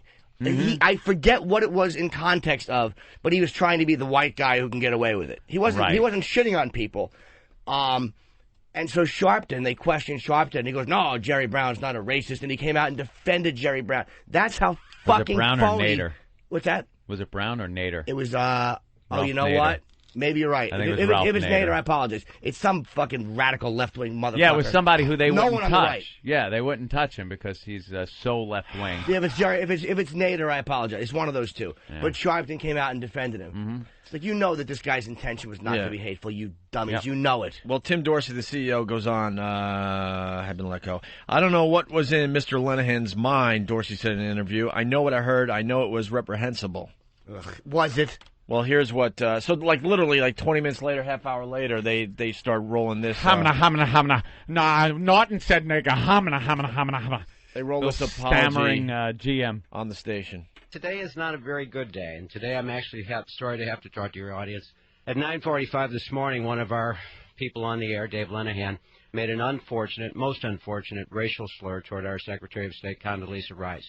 And for that remark, KTRS sincerely apologizes to certainly Ms. Rice, but also to all of our listeners and to anyone who has any sort of feeling and sentiment at all. There were excuses made for it, that it was a slip of the tongue. There is no excuse for what was said. As a result of that, Dave Lenahan has been let go. He will not be back with KTRS. And I want all of our listeners to know, and I want everybody to know that what he had said certainly doesn't reflect on the feelings of anybody at this radio station. In fact, it's completely the opposite. There is no place for anything like that anywhere in this world. There is enough hate, and we certainly are not going to fan those flames. So again, I apologize to all of our listeners. It wasn't even a flame. That is not what we're about. We're about completely the opposite of Get this fucking guy on the phone. I hope this guy... Get this guy on the fucking phone. Dude, the rage I feel right now. Let's get, what's his name, first of all? Can we get his name and give out his name at least? What's Tom Dorsey? What's his Tommy name? Dorsey. Tim Dorsey, CEO of the station. Oh. Tim Dorsey, CEO of the station. What is KTRS. The station? KTRS in what? St. Louis, Missouri. What a fucking you loser. Groveling faggot. You gotta stick up for your people. Yeah, there were excuses like a slip of the tongue, but there is no excuse. No, there is. That's the excuse. Why is there no excuse? Exactly. If the guy fucked up. If he had said something about, like, you know, that guy's a dumb spook, and then they called him out, and then later said, hey, oh, my God, no. That's different. Yeah, that's a racist remark. That's fine. Fire him. But when you are saying coup, and you tack on an N at the end because maybe you're confused over which word you wanted to use, and you're rattling off a speech as quickly as he was, it's going to happen. And he actually said African-American first. Yeah. Right. He was being over-careful to begin with. And he didn't even wait he didn't... I was going to try to say less than a second. He didn't... Yeah. No time. He went right into the apology mode. Yep. He immediately apologized. And the NAACP... applaud the swift action. And they accepted his apology. Did they? The GM's or his? Let's find out. They accepted his apology. How fucking wonderful of them. I'd love to get them on the phone, too. That fucking annoying organization. Gunny Hartman from Whackbag.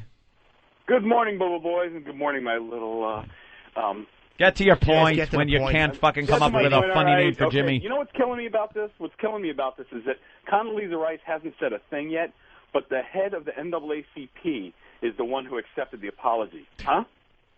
Well, they represent all black people unless they do something wrong.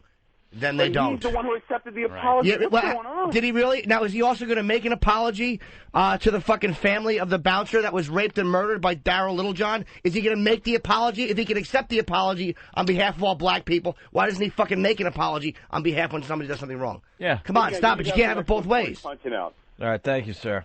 Let's go to Chris and Charlotte. Apparently Chris. you can have it both ways. Hey, Jimmy. dude. Hey. Y'all are awesome. This is really pissing me off, too. And you watch within a couple of days or a week, there's going to be a lawsuit by the NAACP, the ECLU, and the part that pisses me off, they don't even acknowledge Condoleezza Rice, Clarence Thomas, people like that. They call them Uncle Toms. Yeah, I know. Isn't it hilarious that the Because they're NAACP... black people that made it, and, but now, all of a sudden, it's, they call him a nigger or something like that. I mean, that's ridiculous. Nigger's different, dude. If he had said that, no matter how fast you apologize, Oh, yeah. that's a ain't- completely... You ain't getting off of that one. But that sounds like nothing else that you're going to be saying. There's nothing you could mean but that. But when you know, that would be quite a big, that would be a big coon. That would be a big coup. You know what he was saying. Radio is filled with a bunch of cowards. Cowards. Fucking cowards. And this guy, Tim Dorsey, the CEO, is one of the biggest Groveling. that I've seen in recent years. Groveling. A fucking coward. Did you hear his fake disgust as he's saying it? Oh, we had a bad day.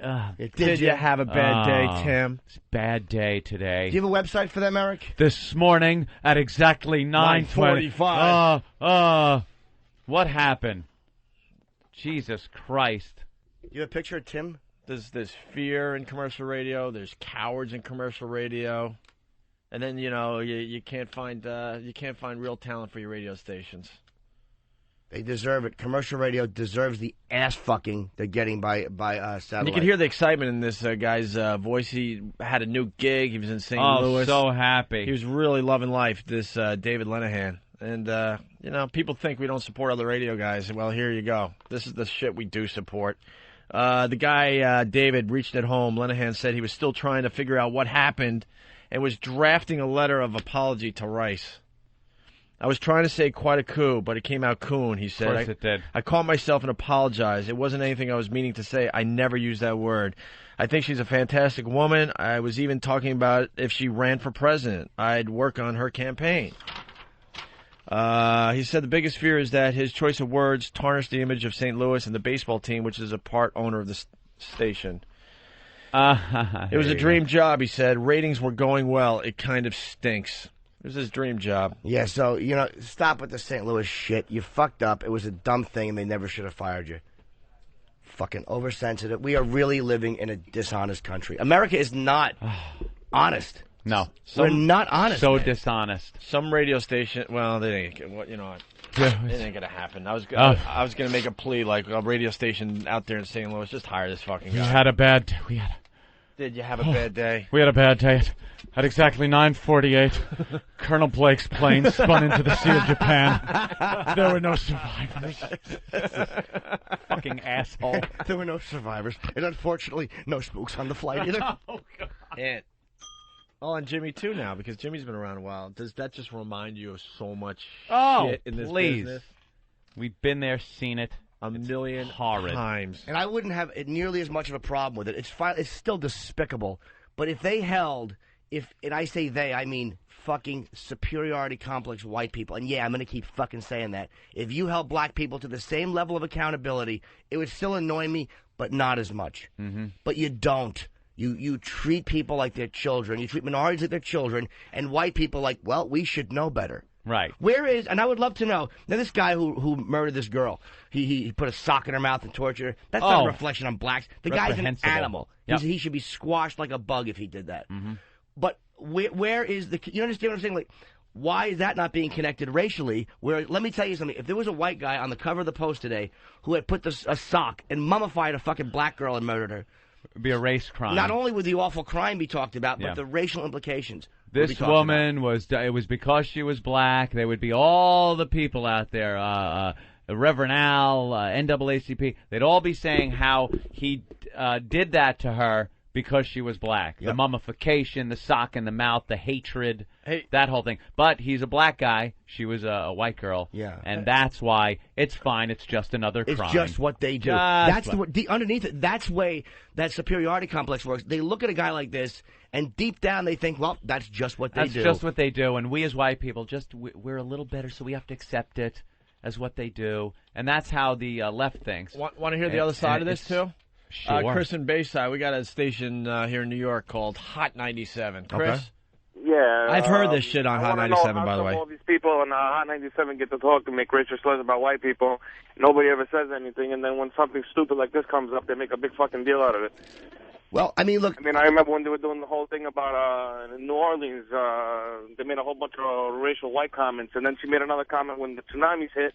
They got her kicked off the air for a couple of days, and then they just let her back on like nothing happened. Well, they did. I mean, the tsunami thing did cost a lot of people. There was a huge fallout. Although I think it was a safe fall. I think 97 was reprehensible in the way they handled that too. There was a station, I guess it's where Air America is now, LIB. But it used to be just that's even a better example. Militant black station. I used to listen to it every day when I was on the job working, and it was so funny to listen to. I would get so riled up, I'd want to kick the radio off the roof. It was nothing but black people just talking how the white people are devils, and we got to stick with our own, and there's a vast conspiracy, and just hatred pouring out of the hosts, the callers, the sponsors, everything. Just sheer hatred of white people. And they were fine. Yeah. And they should be fine, though. You should be allowed to do that. Yeah. As much as I think it stinks, you should be allowed to do that. That's as long as you're not violating FCC rules, go ahead. Let's go to Flood in Queens. Flood? Yo, what's up, fellas? Morning. Hey. Yo, I was just commenting on what I totally agree with what Jimmy was saying about this whole idea of white people having to be fraternalistic towards blacks. And this attitude that, oh, well, they don't know better, so it's okay, let them get along with it, and this and that and a third. And the whole thing about the NAACP is that since they started, their whole thing was the idea of uplifting people of color and things like that. Mm-hmm. But they haven't done shit in, like, God knows, 60 fucking years. You know what I'm saying? So now they got to sit around and justify their existence by pointing out every little insensitive thing white people might say or do. Yeah. Are you black? Yes. Now, can you? I'm sure you've dealt with racism before. I mean, it happens. Are you, as a black guy, able to at least most times see the difference between when somebody is being a truly hateful or truly racist, or somebody who is being honestly not racist and made a mistake? Absolutely. Like when you played the clip of the DJ, I didn't know what the fuck you guys were talking about. I said, "What'd you say?" When he started apologizing, I didn't even hear what he said. Yeah, a lot of people say you can barely hear the slip up. So. All right. Thanks, man. I didn't hear the slip up. I just heard him say something, and he just started apologizing. I had no idea what he was talking about. Yeah, well, he had that rapid fire delivery going on, and sometimes when you're talking that fast, shit happens. Yeah. All right. Yeah. Thanks, Flood. All right, later. In a way, that whole left, we have to coddle them thing, they're not responsible for what they do thing, is so much more dangerous than the blatant right side racist, who at least you know what he is. Right there, he's saying he doesn't like black people, he's using racial slurs, whatever. At least you can identify that guy as what he is. The other side is so camouflaged in this do-gooder suit that you can't tell they're just as bad. Malcolm X said that in his biography, that he had more respect. No, he did footnote you. He said that he had more respect, or more whatever he said, for the Southern racist than the Northern racist, because he hides the way he really. And again, look, this is not even about liberal conservative. I'm sure the guy is a station owner. He might not be a bleeding heart. He's a groveling businessman. This goes across even left and right. I mean, there's plenty of everyone's a politically correct fucking racial coward, and I don't mean white power, but when you know a guy made an honest mistake, just fucking have some moral courage and say you made an honest mistake. Yeah. Man, Jimmy's fired up. You're losing your voice and everything. Dude, that just can we give out this nuts. guy's email address legally or what? What's the deal with that? The CEO. I don't know. Well, there is a website out well, there. Maybe I hope that Whackbag or Full Blown AIDS or there's a website out OpieandAnthony.net or CringeHumor.com. I hope none of them get the actual audio. I'm sorry, the actual email address and post it, because then people would probably fucking flood this guy. There's a website out there. Let's just put it that way. It's KTRS. And the CEO's name was what? What was it? Because it was in the news. Tim something? Tim Dorsey? Tim Dorsey. Yeah. All right. Why don't we say hi to the one, the only Elo. Elo. Hi, guys. Hi, Eric. There he is. Elo, how is our relationship going to end? Because in radio, all relationships end. Is it with you making an apology on these very airwaves? Guys, is it going to be a phone call? Guys, I love you, but how many times have we heard this one? Guys, I love you, but I had to do it. I had to do it. Did you have to make a couple of those apologies? Yes, I have actually had to make a few of those. They're very awkward and painful. Do you remember one? Maybe wing it. What's that? Do you remember any of them? Can you wing one? I remember in Oklahoma City, my morning guy at the time, and we were a little car lot, basically offended the Chevrolet dealership, talking about gas mileage or some crazy deal.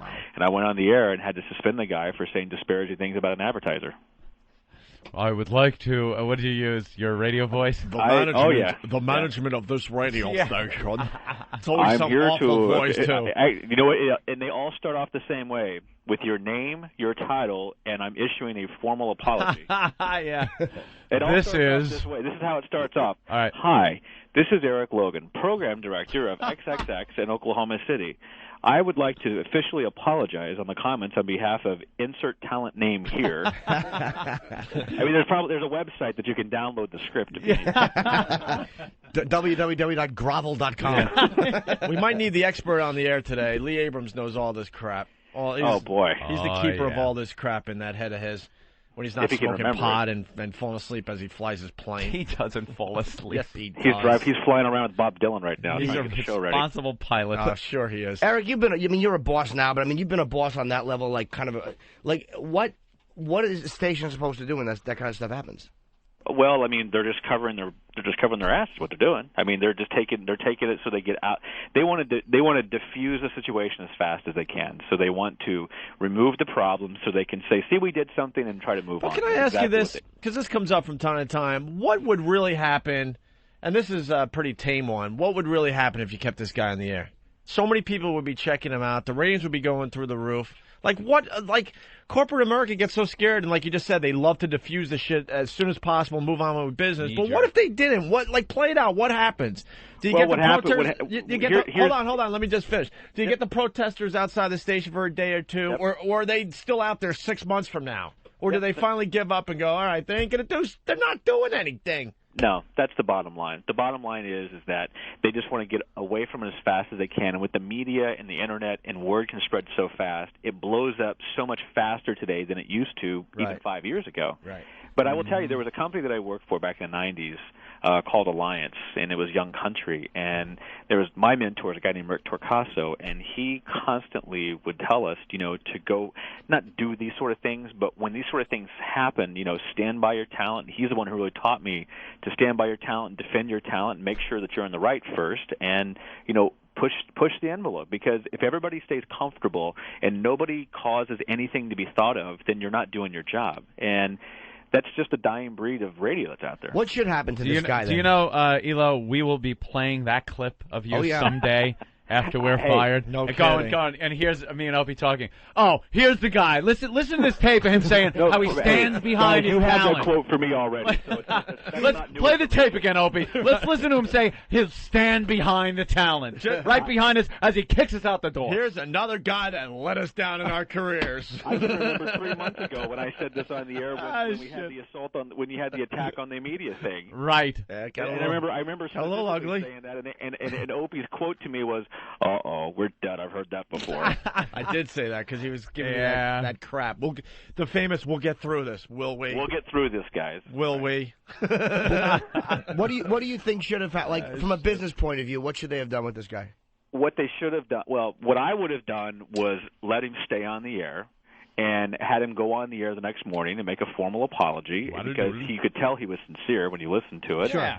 And then just move on. Ride it out. Ride it out. Yep. I want to see one radio station write out one of these controversies. The ratings would be through the roof, and the advertisers would come around. I know they never write it out. But you know what, though? Look at us. We had a couple have sex in St. Pat's. Shh. And there's rumors that we might be back on, the thing. The thing. All is forgiven. See? All is forgiven. See what happens? You know when all is forgiven? Cha-ching. That's what comes. Money surpasses even like the racism, everything else. It all boils down to the cash. Yeah, how much can we make? Well, I mean, you look at Cowhead down in Tampa. I mean, he got fired for saying something, relatively innocuous in an interview down there. He got fired by a radio station down there. I mean, Cowhead's a friend of the show, and maybe people don't know he got fired from his latest gig in Tampa. Yeah. Yep. So, I mean, I thought it was something he did on the air. No. No, it wasn't. Yeah, it was an interview. I can't remember the bit. Interview. He played it for me. It was so benign. It was amazing. And of course, benign to me is because I work with you guys, so I guess my filter's a little skewed. All right, what do we got going on today there, Elo? Well, let's see. We have to confirm the Kettle One rumor from yesterday. All right.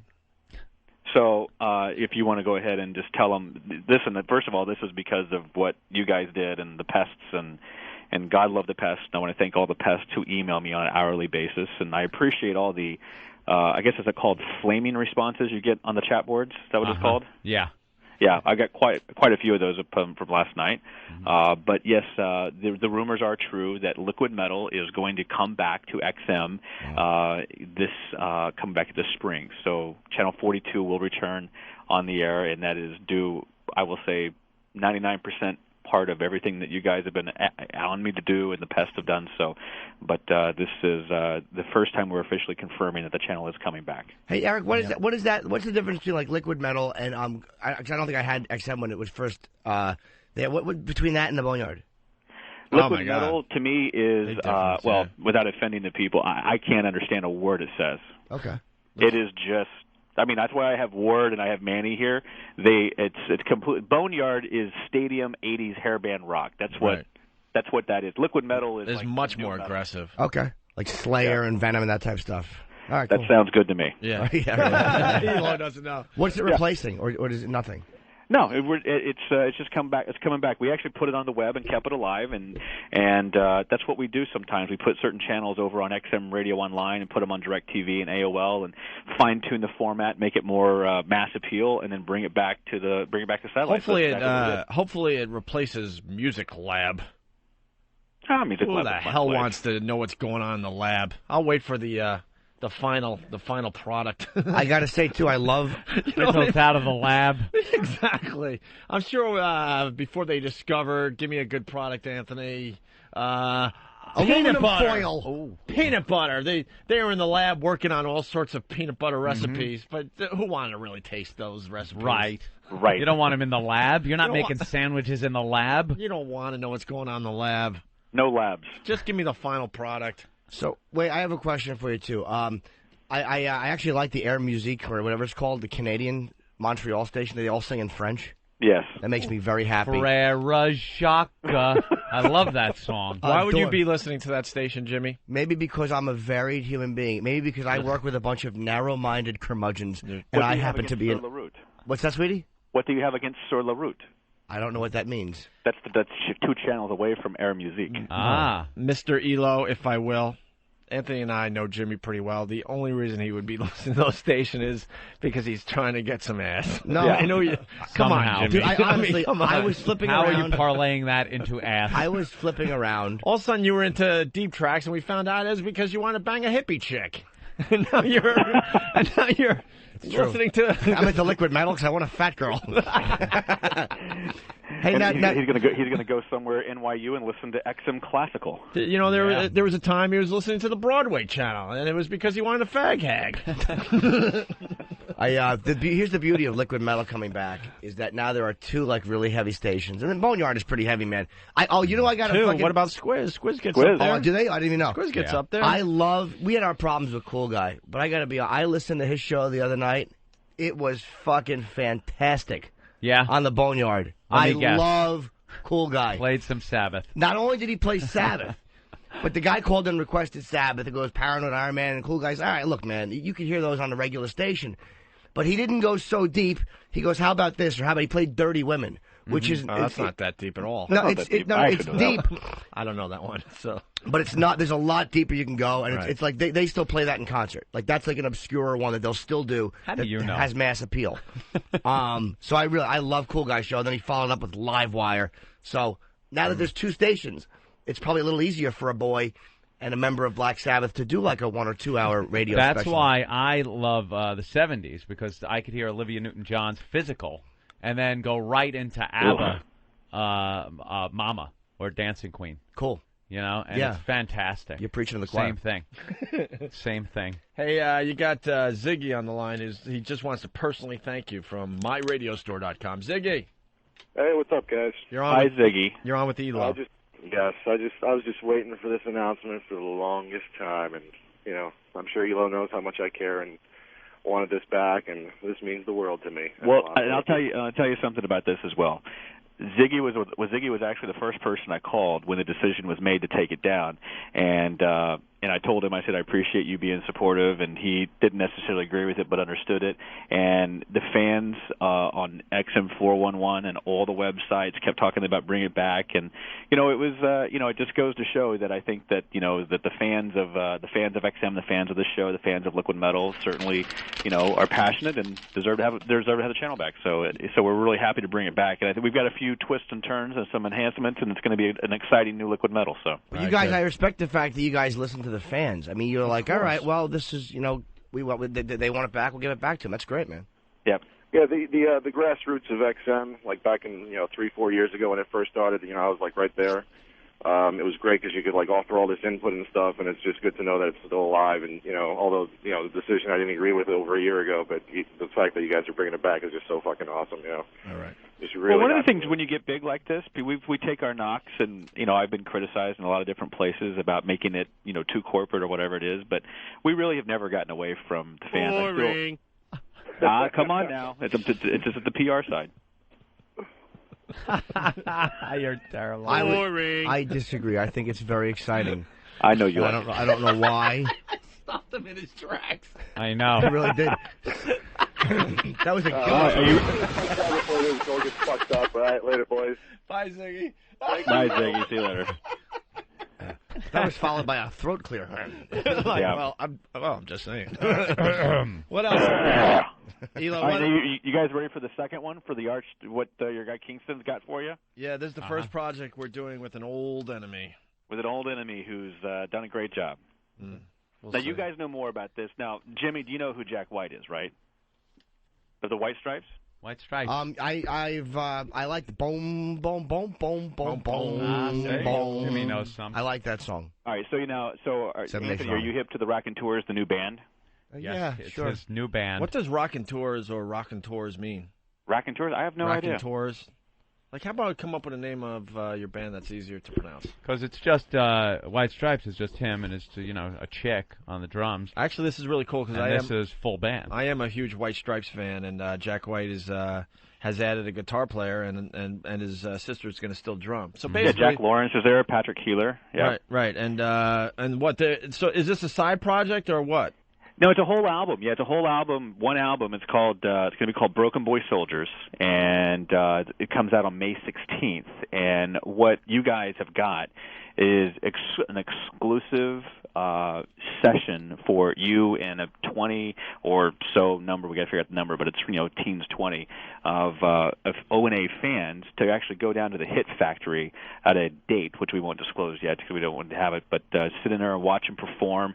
We're going to record the show. You guys get to interview Jack White and Brendan Benson and Jack Lawrence, and you guys will give away the tickets when you come back from vacation. And this is a great exclusive, up close, get to see the Rockin' Tours before the album drops on May 16th. That's great. And Steve Kingston set this up? This is 100% Steve Kingston. Wow, thanks, Steve. 5 years later, this is great. This is There you exactly go. what we wanted coming. 5 years ago. Where is the Hit Factory? What's that? Where is the Hit Factory? I think it's, I'm not sure, but it's in 54th Street in the West Side somewhere. Oh, it's in New York. Yeah, it's in New York. This was our dream years ago. Wow, is this right, true? I'll try to forget. Wait a minute. I'll try I to just forget. heard Steve Kingston is now keeping the band from appearing on our show. He booked it for us, and now he's keeping them from being on our show. Guys, I always say water under the bridge. All right, Water under the bridge. I say that a lot. With Eric, him I say in it cement twice a day. shoes at the bottom of the water. All right. I'm going to try to forgive I say water under the bridge. and forget. Wow. So it's Raconteurs or Raconteurs, right? Raconteurs, yep. Raconteurs. The CD's called Broken Boy Soldiers. I'm hearing it's going to hit the stores April 16th, so I don't know what the real date is. I got the U.S. release date May 16th. Oh, okay, then I got wrong info. And we're going to do a listening party with our fans. That's awesome. Yeah. And we're going to start doing a lot more of these things with the bands in New York, and you guys will have them in the studio. And we're going to do more little private one-off sessions with bands, and you guys can bring O&A pests and fans of the Army or whoever. So. All right. And any other announcements today? Not today. I think we may have some in the next couple of weeks. But what about the thing? Yeah, what about the thing? Where are we with the thing? The thing, by the way, the Addams Family is. Can you at least admit there's a thing? Because the New York Radio Message Board still thinks it's like just rumors. There's a thing, right? At XM, there's always things. Oh, I've got more things going on than I know what to do with. But what about our thing? Your thing is great. Your lights have been ordered. They're coming in. The thing. Damn connection. Nah. Elo, our pests think you're really cool. You got to give them a little something. Can't talk about the thing. But just give them a little something. Can't talk about the thing. The thing is the They thing. want to embrace you. The thing. You still right, live by the liquid metal back. You still live by these corporate rules. They're holding you back. The pests the pests need something from Elo right now. Is there a thing or is there not a thing? Liquid metal's coming back. I take that as a good sign, though, Ope. All right. Because I think if there wasn't a thing, Rick would come out and go, nah, no thing for now. So he's not saying anything means there's obviously a thing. A possibility. I'm just saying. It's going to mess up the thing if he says anything about the thing. Absolutely. There's a lot of things. We've got a lot of things coming up. We're going to have a big couple of weeks with a lot of things. Talk to the right people about the things. Make things work. Will Anthony and I be getting phone calls on our satellite phones while we're away? Well, I don't have your satellite phone number. I have your number. See, I can't really take calls on the satellite phone, but I can make calls, so I will be in constant touch with everybody during vacation. Opie, does your cell phone work where you're going to be? I don't know. You don't know? It probably will. Yeah. If you can't get a hold of them, I have all negotiating power. You can Well, just no, call me. Yes, we are giving Jimmy all power of attorney I'll straighten out over all of our business affairs. Sorry, Jim. Hey, one guy's saying You're that. out. Maybe I can help. One guy's saying you don't care about us. He doesn't return my phone calls. Do the pests call you? I do get several 15, 20 calls a day from pests. Well, this one guy, Turtle from Whackbag. Turtle, real fast. Hey, guys, I've been calling Elo for the past few days to try to get an update on your improvements to your studio. He has not returned my phone call. I've left the number with Stephanie, and apparently he doesn't value us at all. That's a good point, Turtle. We appreciate the call. You know, I got to say something. I know this is all fun and games, but the guy does work his ass off, and leave him alone because he's trying to get real things done. I hate to have to say this on our show, but I know the guy works like 12, 16 hours a day. He doesn't need calls from the past. 17. All right, Turtle. What's the Thank next you. hour? Thank you. All right, Elo. All right, guys. Hey, have a great vacation. Bye, sweetie. Thank you, we miss sir. All right. I'll be talking to you. Absolutely. All right. Ciao. Bye, Eric. There he goes, Elo. Be in the middle of the Caribbean with my big dopey phone. Everyone on because I got to walk out onto the deck by the pool with the big satellite phone, and it's got a huge antenna that sticks up. It looks like a G.I. Joe phone. It looks like I'm calling in an airstrike. It's like a G.I. Joe phone. Big antenna comes out. What's Anthony doing? Zips in the wire. Zips in the wire. I gotta crank it. I'm sorry. I didn't mean zips. I apologize. Oh I'm my God! really I sorry. apologize. I'm really, really, really, really sorry. You're fired. I meant to say. I want to apologize for what Jimmy said. Really sorry. The management of this station. Management doesn't. And I'd would like to apologize. 9:58 And only one? a.m. All right, listen, we got to get Alan Light in here. Okay, I had to just thank you, Eric, very much for looking out. That's the morning show. Okay, I had to thank Eric for doing this. He went on that puke station. What's that jizz bucket of a station? KTRS. That's their promo. And there are jizz bucket of a how many jocks? 16 on-air staff, plus syndicated programs. And there's a local farming show, one black guy on the entire station. So 16, the token. One, and he's on the morning show. It's called, what's it called, this fucking abomination? It's an afternoon show. Whatever it is. Ixnay and the black thing. We have one black person that works for XM. His name It's is Earl. Earl Douglas. I know that, but we don't pretend to like black He's people. actually... Isn't he actually the black guy working at that station, too? I'm sure he is. Earl Douglas. Yes, this guy does this thing, the Lane morning show in the afternoon, and they do the public file. Here's who's laughing right now. Ben in the office. At a public file reference. I got a Post-it from E-Rock, and it has exclamation points, so we don't even dare read Post-its with exclamation points. Jimmy is the expert on exclamation point Post-its. We have to break now! Oh. All right. And then what? We're very behind. All right, we got Alan Light coming in next to talk a little music. You'll know Alan Light when you see him. You go, oh, you're that guy. He's on TV all the time and does a great job. Please email that station with your feelings. And then we got Joe. Nothing more than feelings. No, your feelings and serious emails only. We got Vito from The Sopranos calling in. Joe. Ooh. Joe Ganascoli. Isn't he the guy that was sucking dick? Actually, you're the Italian expert here. How do you say his last name? Ricotta.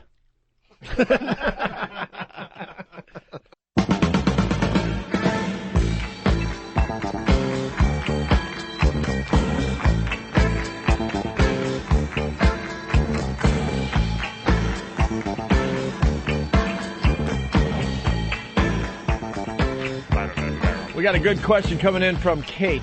Let's say hi to Kate. Kate, what's up?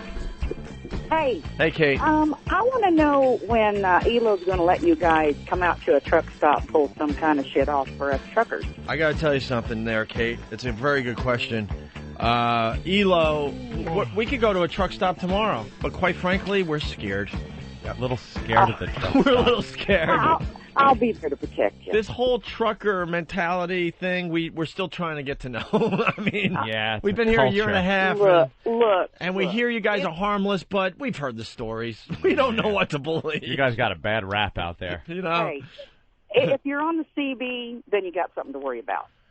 Oh? But just at the truck stop, we're easy going, easy to get along with. We love you. We're your best advertisement out here. Everybody on the radios constantly. Hey, man, y'all listen to XM202. Love the truckers. I'll be the first to admit the truckers have kept the satellite radio thing alive big time. Yeah. Big time. Because they were the ones that had to drive from city to city going, holy crap, there's nothing in between cities to listen to. But, hey, we're the ones that bring you the toilet paper and the toilet seats, Anthony, that people come and crap in that you need to replace. Everything Yes, moved sir. by the truck. But The you guys wonderful really- truck. Wouldn't 75% of all industries cease if trucks weren't operating? Yeah. Could be a But high net. Hey, you guys, it's not fair. You do everything for everybody out there in New York. And we don't live in New York. All right, we well- want to see you guys. We'll figure something We out. will, we promise. We'll be out and about. We but love I the don't think truckers. it's gonna be You're animals. We really do. See, this is our confusion sometimes. It's like we're going to go to Boston in a couple of weeks, and when we have these meetings behind the scenes, we're like Boston truck stop, Boston truck stop. It's a tough decision. I say we go to a That market has to be next. made. I say we Go hold on, miss. Hold on, like- sweetie. We got to go to Sacramento's one we got to do, and we have to take a silly chance and go to one market that is pure XM audience. Right. Go to like a Flying J or a Yeah, that'll place happen. that's got Flying J. security. We were just talking You know, about that with Elo. The Flying J. Yeah. All right, listen, we got to go. We're running out of show, Kate. I love you guys. We'll keep that in mind. We will. If we could come up with a really good idea, we'll do it. All Keep right? her between the ditches. All right. Bye, y'all. Yeah, because you get truckers calling. They want to go to my brother's restaurant. They want to know where to park the Where big can I rig. park my It's rig? like, I don't know. we don't know how that works. 10 miles away. Alan Light, everyone. How are you, Alan? I'm all right. It's good to be here. We How have you a doing, really man? busy show, and then we got Vito on the line from The Sopranos. Yep. You watch The Sopranos? I do. You wanna No, help? I missed this week, so I got to catch up. I was Let me visiting family, and the TiVo's waiting. let me tell you something. You didn't miss anything. That's on what The everybody's Sopranos. telling Easy, Chief. Vito. Yeah. Hey, buddy. How are you? Hey, Joe. My name is Joe. His name's Joe. No, Vito. No, his name is Joe. Hi, Joe. Hey, Joe. Hey, what's up, buddy? Hey, Joe. How you doing, man? You don't like being called Vito, though? Well, my name is Joe. His real name is Joe.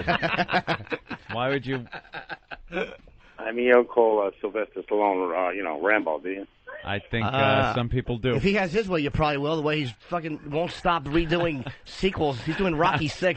See, but Joe, we know you as Vito. All right, but you can call me Joe. I play Vito. Joe. You know, I got to tell you, it reminds me of something. We became pretty good friends for a while with Barry Williams, Greg Brady, and I just couldn't call him Barry. I had to call him Greg every time. And he didn't like it. He didn't like it too much either, by the way. So who does? Call me Vito. How are you, Joe? What's going on? I saw you on Celebrity Fit Club. I enjoyed your Celebrity Fit Club 2 thing. You were on. That was such nonsense. You didn't like the nonsense on Celebrity Fit Club? What's wrong there, Jimmy? Well, I mean, Okay. I have a career going. I mean, I knew I was getting ready for the season. I'm doing the greatest show on TV, and I got to be reeled up by Wendy the Snapple lady. I mean, it's not the best. Yeah, why did you decide to do that show then?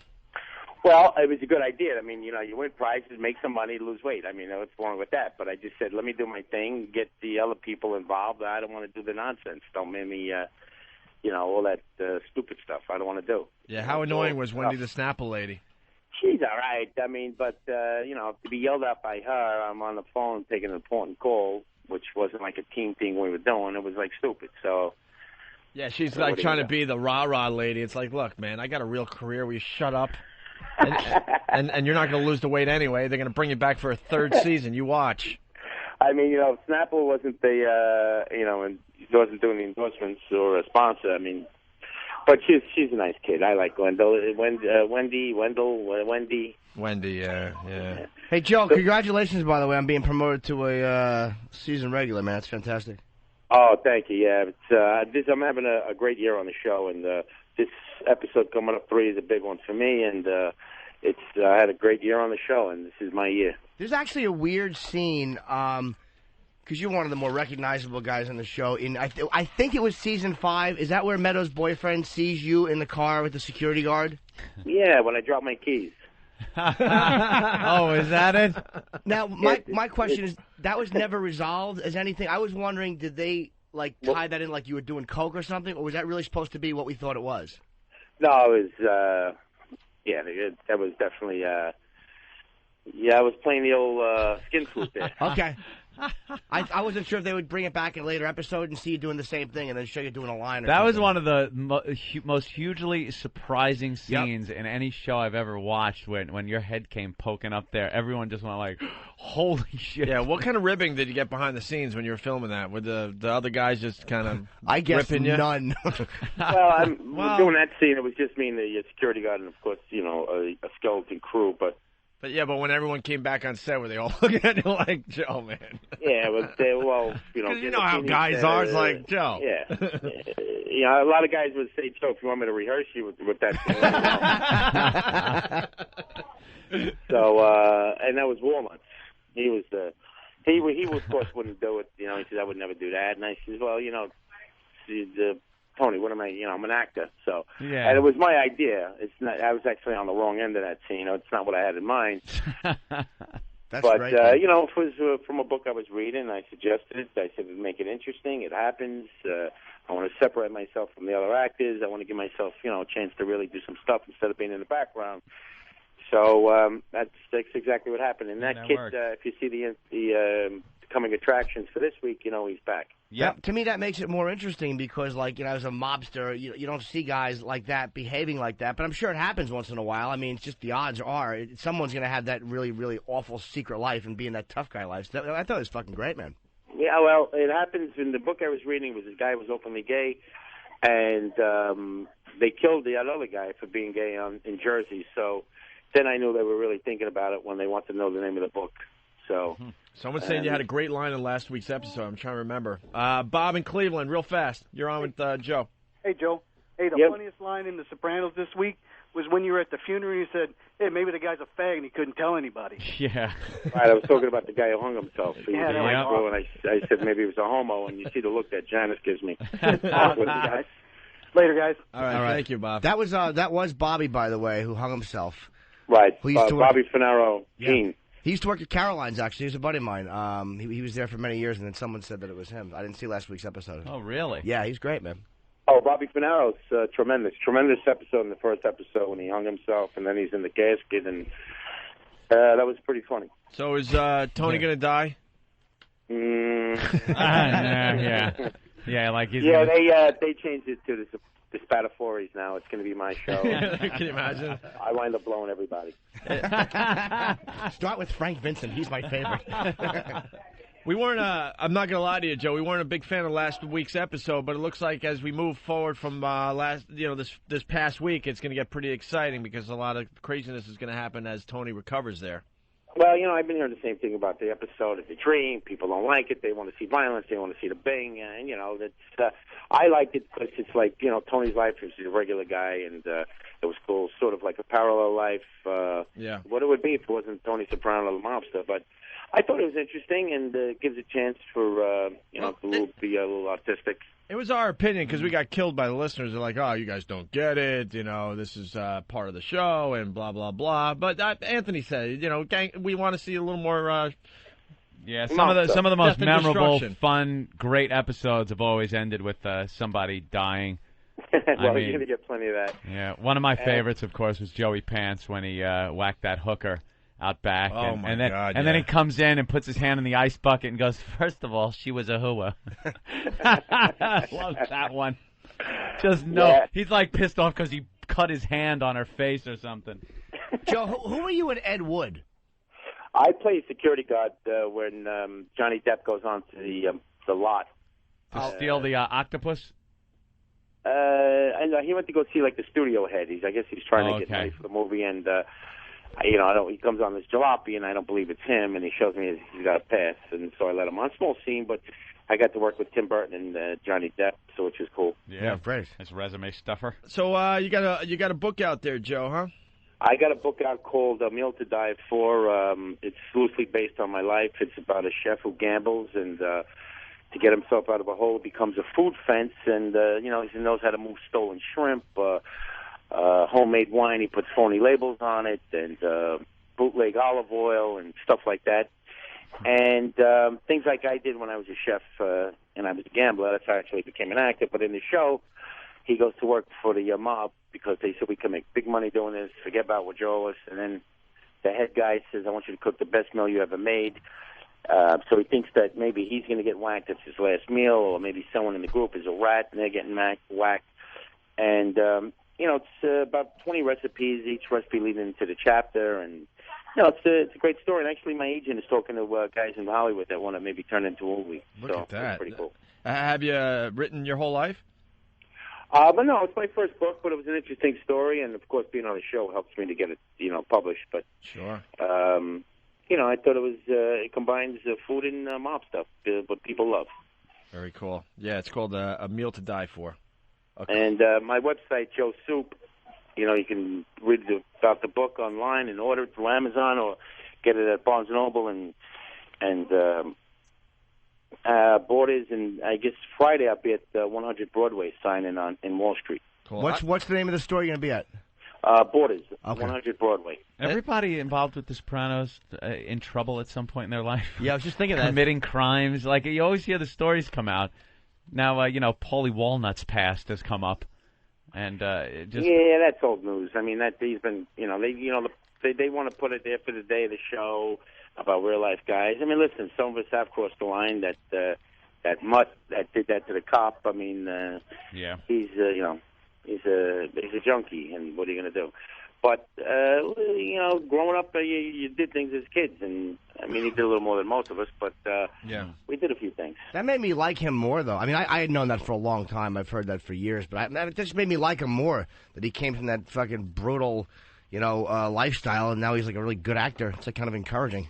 Yeah, he did that when he was a kid. That would happen, like, I don't know, in the early 70s or late 60s that he did that. And the Lufthansa job. He was involved with that. he hasn't done it since. He's but he looks like he could still cause a lot of damage still. Yeah, he is intimidating. Great character. Yeah, he really is an uncomfortable-looking guy. And Joe, I respect you, man. I like your honesty about Celebrity Fit Club, because it looked like you were just like, oh, God, these people are pathetic. Yeah, I mean, they would ask me stuff, and I go, look, I'm going to tell you exactly where it is. And I knew they wouldn't use it, but, the stuff with Harvey, who's a good guy, and he's him and Kim, and So what do you think about him? And I said, what do you mean? What I think about him and Kim? I mean, he's a married guy with wife, kids. They're going to be watching the show. What do you want me to say? Right. I saw him. She was blowing him in the closet. Come on. So. How much weight did you lose? 30. I'm down 160. 160 now? Yeah. Wow, you lost 32 on Celebrity Fit Club. You continue to lose? 32. I actually lost 42, but the first week and a half, they didn't weigh us until 2 weeks after. So I started as soon as I got there. But you see me, like in April 3rd, I'm 2 weeks from going for double hip surgery. Wow. From sort of hereditary, and I couldn't do a lot of exercises, and they didn't even know it. They should have been diagnosed then, and I'm hobbling. You see me limping through the show. Oh, yeah. I'm finally getting it done April 3rd, double hip. All right, Joe. Thank you so much. The book's called A Meal to Die For. And, of course, Vito on The Sopranos. It's a big week for you. We'll all be watching. Thanks, guys. Call me anytime. You guys were great. We did the show way back when. I think when I killed Jackie Jr. or something. All right. Holy crap! Yeah. Yeah. I think when I used to live in Bay Ridge. One of you guys were from Bay Ridge. Yep. I used to live there. I had the soup place on 3rd Avenue, and I used to go and eat. Man, Joe, we'd love to have you come by and just hang out, man. Anytime. As soon as like I said, I'm going in April 3rd. I think I'm going to be laid up for a little bit, but we'll keep in touch. You tell your producer, and all right, we'll throw a little party for you when you're feeling better. All right. That'll be nice. And go to the website. You can see, the whole cast was at my wedding. I let my you remember Ariel, right? Absolutely. Yeah, I met my wife there. I got engaged 7 weeks later, and then I got married. I had the whole cast there, and it was great. So I'd love to do the show again, guys, and you guys were great as usual. And I guess our invites were just lost in the mail. That's that's what I tell people. You know what? After what happened to you guys, I know where to find you. Yeah, exactly. Hey, Joe, thank you so much. All right, man. Continued success for you, buddy. Thank you, brother. All right, the book, A Meal to Die For. There you go. He was all right. Yeah, he's really nice. Alan, you're going to kill us. Alan Light's been waiting to talk for an hour and a half. Sorry, Alan. I got any place better to be? This is our last show before vacation, so we're got a lot to get in. And we got we got some people doing things for the Final Four thing. Don't say Final Four. Or the 4 remaining teams. Not allowed. The Bodog.net. The 4 remaining teams. Is there copyright on that? Yeah, can you believe it? Just like the Super Bowl. The big game. When is someone going to just copyright the big game? Can't they do that? Go do it. Here's and your then shot. You won't be able to say the big game. It's mine. Don't touch it. It's that thing they do when they throw the bally. It's the oblong ball game thing. Ish. Jackass. Maybe. Cashing in on everything. Alan, you have a real history, man. Like, you really have a lot of stuff on your resume as far as, like for real rock writer. For real rock writer? Well, it starts to add up to something after a while, I guess. Let me ask you a question, then, because I'm a Sabbath fanatic, and I right. just got inducted into the Rock and Roll Hall of Fame, and I see you wrote for Rolling Stone. Why have critics in general... No, I'm actually asking an honest question. Strap in. Why have critics in general, for years, kind of ignored them and passed them over for bands like Aerosmith and other bands? Well, a lot of times critics are coming from a different place than listeners are. It's a different thing when you got a constant flow of stuff, coming over your desk every day, and a lot of times things that are just more generally popular, it's easier to dismiss that and look for something that's different, innovative, interesting in some other way that stands out from all the stuff that you've been listening to. And no question, the kind of audience that Sabbath has had, a more general, more sort of working class audience. I mean, metal faced that for years in general. Critics didn't like Zeppelin. You got to start from that. You got to start from Rolling Stone didn't like Zeppelin and wouldn't cover them. So there's a certain place that critics go, yeah, oh yeah. I've never liked Rolling Stone because they never covered bands I liked. Right. And that's it seems like, but I mean Aerosmith is in the Rock and Roll Hall of Fame. Yeah, but that took a lot of time. I mean, in the 70s when they were slugging it out, they were not exactly critics' favorites back then either. I can't get past what you just said. Rolling Stone didn't like Zeppelin. What was the problem they had with Zeppelin? Do you remember that it was too over the top, that it was too histrionic, it's too loud and just screaming, and all the stuff that they just didn't, critics didn't get it. And I came up, my book, The Skills to Pay the Bills, about the Beastie Boys. I grew up writing a lot about hip hop, and hip hop faced a lot of that from critics too. And a lot of that, I think, is critics don't like the audience or aren't comfortable with the audience, they don't necessarily respond to the music. And metal faced a lot of that, and hip hop faced a lot of that. What was the one problem with Black Sabbath as far as not getting the commercial attention? Not getting critical attention. Yeah, from the critics, and maybe even more airplay for some of their other songs. Right. Well, because we all know the basic Black Sabbath songs. The couple of hits. Well, people work within kind of limited. I mean, radio, as you know, works within a certain set of parameters. Were they before their time, you think? I think it's, it's too loud, the songs are too long, it's too, it doesn't slot in nicely into radio, and it doesn't slot in easily next to critics tend to like things that are a lot of times more verbal. Band more wasn't about the very writing. attractive to look at. It wasn't about the photos. They were too hairy. Geezer Butler said that. I asked him, too, because he was the main lyricist for Sabbath, and they were brilliant lyrics if people got into them. And what a great remark, because he said we're working class people. They don't come from that background. Class is definitely a lot of it. And look, if the charts looked like what the critics listen to instead of what people listen to, it'd be a very different world. Some ways better, some ways worse. But again, it's bands like that took the hit over time. And you saw it took Sabbath years to get into the Hall of Fame. It took Skynyrd years to get into the Hall of Fame. Those are a lot of the hardest fights in within the industry. Who got in on the first try? Who were the ones that got in really early on? Well, the obvious. Yeah, the obvious stuff in the beginning. I don't mean who's gotten in. I mean, Talking Heads went in first time. Skynyrd and Sabbath took 5 times, 6 times to get in? 8. Sabbath 8 times. So 8. That's good. You can rattle off the stats. Oh, it's nice. It's all about Sabbath and Ozzy for Jimmy. But it's just a lack of respect. Like, I can understand if it's shitty, like really hardcore, and not good. But it's great music, and like these are the Talking Heads, and they're not a bad band, but they don't stand up to what Sabbath has done or the influence Sabbath has had. Just a different game. The critics liked the Talking Heads a lot more, and they were very innovative for the time, kind of thing. Yeah. Who was it? Was it Zappa that said rock critics like Elvis Costello because they all look like Elvis Costello? I think that was good. So the book, The Skills to Pay the Bills, the story of the Beastie Boys, right on. I was going to go to the screening of the Beastie Boys movie tonight, but they canceled it on me. Oh, they canceled tonight's screening? Well, it opens. I guess it starts to open next week. You know what they did with this movie? This concept is amazing. It's brilliant because it's a brand new thing that no one has done before. They'd never done a concert movie before, but they didn't want to just do the regular cliche concert movie. No one has done anything like this. The last show at the Garden last fall, they gave, I think, 60 kids in the audience digital cameras, and they had them all shoot the concert from wherever they were, or walking around the arena. And they can shoot whatever they want, basically. Took all the cameras back in and edited the concert movie out of that. So instead of just being the usual looking at the stage from, a couple of different angles, it's all around the arena, or kids shooting each other, or walking around buying a hot dog, or whatever it is, and they made that into the movie.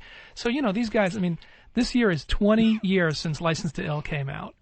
Wow. When are they going to change it to the Beastie Men? Well, I think the last quote in the book, one of them says, if we'd known that we were going to be around this long, we never would have called ourselves the Beastie Boys. Beastie That's Boys. Like the last hey, thing you just gave away the ending to the book. Yeah, I think. The end. It's not, not a thriller here. No, what made you pick the Beastie Boys? I've just written a lot about them over the years. I actually wrote my thesis in college about License to Ill, true story, and I realized I did a big Rolling Stone feature with them. I did a cover at Vibe. I did a cover story at Spin. I just started to gather so much stuff about them, and the story expands in so many different directions. They've changed so much over these 20 years. Oh my God, they started as a goof band, as total knucklehead novelty band. They were just making fun of hip hop. That's the truth, right? Well, it's kind. They loved it, and but they said we're going to do hip hop, our way, like stupid, white middle class or upper class kids in growing up in the city and all the stuff that we see. And obviously License to Ill was a phenomenon. It was the first hip hop record to go to #1 on the charts. It was the fastest selling debut Columbia Records ever had up to that point. And even when we loved that record, I think all of us thought, okay, this is fun, but we're never going to hear from these clowns again. Mm-hmm. And it's 20 years later. These guys Beastie Boys could be eligible for the Rock and Roll Hall of Fame next year. I bet they would get in first. And I think they will get in first shot. I think they probably will. So I just realized that I had a lot of stuff with them, and this story opened in a lot of different directions, and it felt like it made sense to put that together in a book. When did they? Now they're obsessed, I think, with Mumia Abu-Jamal. When did they decide to start supporting him, or what changed for them? It seems like they're really radical. I don't know if they're obsessed. They did do a couple of benefits for the defense, I think in the late 90s. They got, these guys got really politically active, socially socially conscious and aware, and they did, obviously got really involved in the Tibetan struggle, the struggle for Tibetan freedom against China, did the big benefits there for that cause in a couple different cities for a couple of different years, and just got, as they awakened, as their lives changed, as they just turned from, guys who were on stage throwing beer at each other into more adults and expressing the stuff that they were interested in. Causes like that started to speak to them. And I think they have such an interesting relationship to hip-hop and to the urban community, and wanting to, they've always been really honest and really respectful about their relationship as, white kids and privileged white kids drawing on this music and this art form, that I think they try to be sensitive and try to be plugged into the concerns from that basically. Community. I don't think it's pandering, but if they're being sensitive racially, I mean, I love Eminem. I think he's brilliant. The only problem I have with him is he doesn't attack any black targets, and I think he's great. But it seems like white guys in that. Why are you going to shoot your genre. cash cow? But you know what I'm saying, though. But I mean, I don't even mean as black, attack them because they're black, but attack a black target. It's like if you're going to hit. If you're really going to spray everybody, then absolutely spray equal opportunity. And it's like Mumia just seems like. I mean, I've read a lot about it. I'm not an expert, but it seems like such a I say groveling. Maybe that's the wrong word. Pandering cause for black people for a white guy to take. I mean, they also even the Beastie Boys got very close to Rage Against the Machine. They were going to do a tour together, and then Mike D fell on his bike and broke his shoulder and couldn't do the tour. But that was a time when they were hanging around a lot with the Rage guys, and I think a lot of the real initiative for that came more from Zach and from the Rage Against the Machine team, and they sort of went on for the ride. But you got to be. They've always had this balance for a couple of decades now of how much do people want them to be serious and how much do they still want them to be goofballs like when they started. This is definitely a book I'll read. The Skills to Pay the Bills, the story of the Beastie Boys. Hey, can I say this? Can I say that we didn't give the name of the movie, and I want to say it because this is the only interview where I can give the full title of the movie. Nice. The movie's called Awesome, I Fucking Shot That. Right. Everywhere else I got to clean that up. Here I get to say the whole thing. So I'm so bummed I can't see a screening of that tonight. I was really looking forward to it because the concept, like we discussed, sounds really, really cool. See, I got lucky. I was years late turning in this book, and then it comes out, and a couple of weeks later they open a movie, and I get to go and do this. I love the style of this. It's all like these little blurbs from people. It's like a really. It's like probably you could just read it and you could actually turn a few pages and read the next. I love books like this that you don't have to go through the boring fucking biography. And her parents came over on the boat. Who gave a shit? Well, this is actually very interesting. I mean, I talked to 75 or 80 people for this book. I talked to everybody that worked with them, all the producers, their and you friends, don't squeeze too many words on the pages. It's just right. It's not too big. It's not too squished. And so I thought I'd do it this oral history way and let them tell the story. Nobody wants to listen to me tell the story. Let them tell the story. I got to ask a hack question. You've interviewed just about everybody, right? Who is your favorite? Who was your favorite interview and why? Well, the best interviews, I always say the best ones there's Bono and there's Ice-T, because those two guys are always on. Like no matter what, if it's for one sentence for something or if it's for a cover story, they're completely on all the time. So you're going to get stuff that's great. The most sort of powerful to me, I did one of the last interviews that Curtis Mayfield did when he was after his accident, and he was quadriplegic and laid up in his bed, and I spent a couple of days with him, and that was kind of the most emotional one because I love all those old soul records, old R&B records. What kind of accident did he have? I didn't even know. He got hit by a lighting rig on stage and man. was, paralyzed from the neck down. Jeez, and he died, a few years ago. But how long was he paralyzed for? A long time. He was 5-6 years, I think, really? from then till he died. Oh, okay. It was like around 90, a little longer maybe, something like that. And just the sweetest, like an unbelievable guy and so powerful. And that was like the heaviest thing to do, to sit at his bedside and do that. Jesus. But in terms of just the straight up merit of the soundbite, I just talked to Ice-T again recently. I'm sure he's been on the show, and he's just always on fire. So right. I did the Rolling Stone cover when he was in the cop uniform when Cop Killer was out, and that's just it's going to be great. He's just going to come with the best. He's not going to hold back. What about Johnny Cash? That was an amazing thing to do. I did one of the last interviews that Cash did when his last record, when the album with Hurt came out, and I went down to one of the most amazing songs ever recorded, by the way. And I went down to his home studio outside of Nashville on the farm, and we recorded. It was to do a radio special because they didn't know if he was going to be well enough to do much press, so they wanted to get one, that they could send out if they needed, and we did it, full engineered, full sound, full thing at his home studio. And what was up on the walls as you were interviewing? It was pretty simple. You remember? It was a little one-room cabin It had a board on one side and just had like a little. We did it at sort of like a kitchen table, and he was visibly not well, and he wasn't strong. He could do like 20 minutes at a time and be really present. He was really strong, and it was amazing to sit there with him. But he'd need to rest about every 20 minutes to do it, and that's just the privilege of sitting with somebody with that history and being able to spend some time with him was it was an amazing thing. And obviously all the attention now that's coming around with the movie and the Broadway show and these new collections and Did you like Walk the Line? I loved the performances. I thought the two of them were great. I thought that the Jimmy movie loved Joaquin's portrayal. Jimmy's of a big Johnny Cash fan too. He was so taken by Joaquin it. Hated it. I felt that when you get a guy like Val Kilmer who sang in The Doors, and you get a great job Jamie Foxx did as Ray. I think if you're going to have somebody, they can CGI King Kong, they can CGI a good lip sync of Ghost Riders in the Sky. There's no reason for him to sing it because he sounded, looked, and nothing like. The only thing I'll say in that defense is it's always weird watching those movies and you're watching an actor and then they start to sing and all of a sudden Johnny Cash's voice comes out and you're like, well, what the hell, And I thought I get why they tried to do that, and I thought it was good enough. It made me appreciate that like Ray was really pretty good because they actually told the story and got at the music. I thought what was missing in Walk the Line was a sense of the music. Absolutely. You got their relationship, but you didn't get why was he important? What did he do? What was the music of it? They kind of lost that part of it. Because he wasn't good enough to pull. They should have gotten unknown. I'm sure there's somebody out there that could do an amazing Johnny Cash and sing a great Johnny Cash, and that's probably who they should have gotten instead of him. I don't think he looked like him or sounded like. I was going ugh the entire film. Hey, we got a slight problem here. What's the problem? We have to give away this trip. We have like 15 minutes left in the show. Yeah, we got it. And if we don't do it, I don't know what will happen. Son of a bitch. Sponsorships. We are not on tomorrow because we're going on vacation. Can you tell we're in such I see it. You're mode, man. Both eyes on the clock. Yeah, we're now. looking. For many reasons, because we know we have to get these guys in. We should at least bring them in and see what they're going to do for the 4 remaining teams of the NCAA tournament. Can you say tournament? Yeah, I think so. Or bracket thing. Who do you think's going to win American Idol? Oh, I have no patience for any of that. None stuff. of that shit. I didn't watch any of that. No, I got hooked into it this year. I gotta admit. Yeah, I mean, I can see how any of these you can get strung out on them, but I stay clear, man. I got enough. I got enough to worry about. I don't need that. One guy though, that Chris guy's good.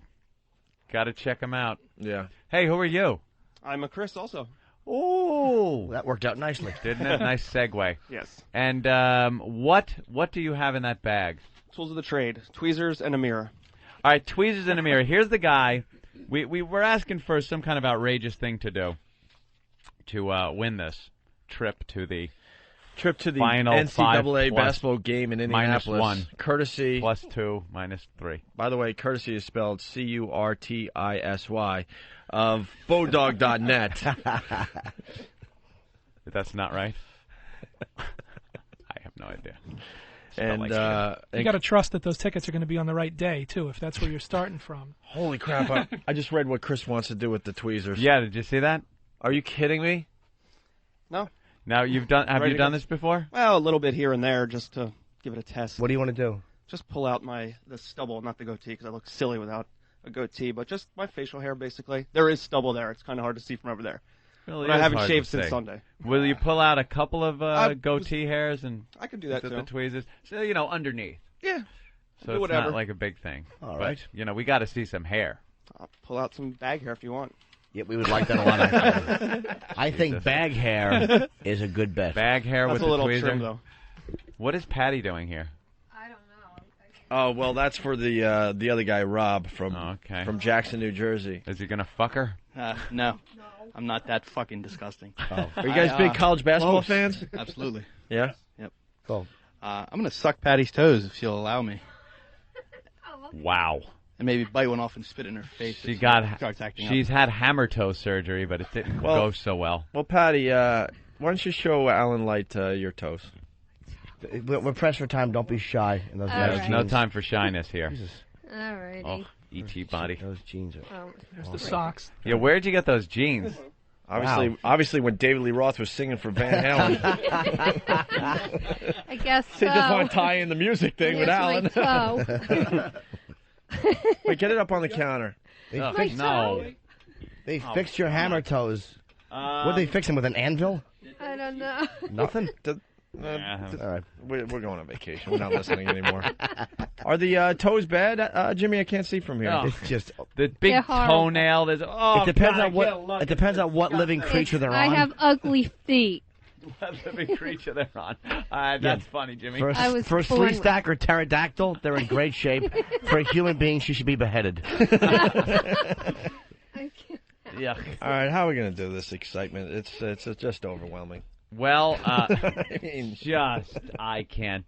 This should contain just myself. bring down the house. I gotta tell you. All right. Well, do you want to start picking out hairs? Danny, I just need a could seat you or put the something to camera rest like the, on the edge there, real close, on my so they mirror can on. get right up to it with their disgusting things that they're going to be doing See, here. the tweezer thing's no big deal. My brother's in studio today with us. I mean, we get I'll these. do it. We get these crazy eyebrow hairs that we got to pluck out all the time. I got freaking hair growing on the tip of my nose that I got to pulling hair out of your bag. Tweezer out. Oh, we're going with the ball bag hair? You have to. Because I'm thinking any other hair, I get these weird, thick, dark, black You can ones in my move beard over that as I'm pulling far out as all you the want. time. Yeah, if he wants to move in here, I'll. Because I'll that's why I sit here. All by I'm the way. saying is the tweezer thing to me and my bro, not that impressive, right? Yeah, no, I agree. But from the yam bag, it would be. Yam bag. I can just pull out a whole big chunk of. Attaboy. Here if you want. Wait up the Eddie. I'm just trying to help you win the contest, by the way. I'll I'm do not, anything. you know. And then the toe sucking. Yeah, whatever. But it's really kind of disgusting. Exactly. I'd rather have you listen to her talk for 5 minutes. We're out there for 2 hours. Huh? How much time? I just heard. Just say go, go, go. Well, let's do it. Let's do it. Let's do it. All right, here he is. I pull my bag out. Please do, fella. The brain. Here comes the brain. Welcome to the show, Alan. I'm really sweaty in there. And Alan, we'd like you a lot. We want you to come back.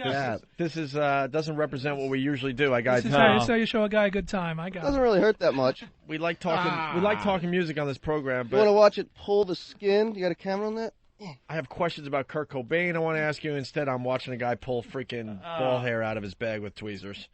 There's a couple for you. That's really disturbing. Yeah, there's a whole bunch of them. What's really disturbing is the smell. Who's gonna clean it up? Where did that smell come from? Stop it. Does he have onion bag? I don't know. There's a man. nice long one. It's probably E-Rock, what's going on nice over and there? sweaty.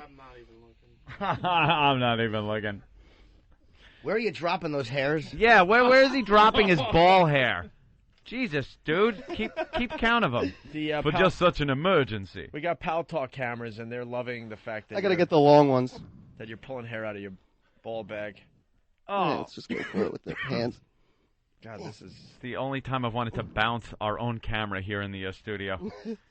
This is really. He's pulling and I got to get the pulling. ones from the bottom. This Those ones guy I is can't just get with a pulling razor. hair, hoping that it's going to get more exciting. And I got to tell you, I all I don't got. see it I happening. don't really see it happening. Unless he smacks it with a mallet.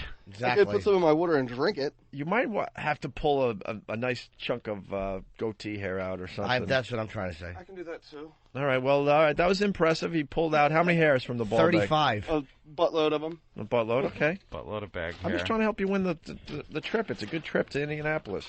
Courtesy of Bodog.net. You want some goatee hairs? Yeah. I don't even need a mirror for that. There's much. 3 minutes left? Ugh. Yeah. Yeah. There's a good Yeah. chunk for you.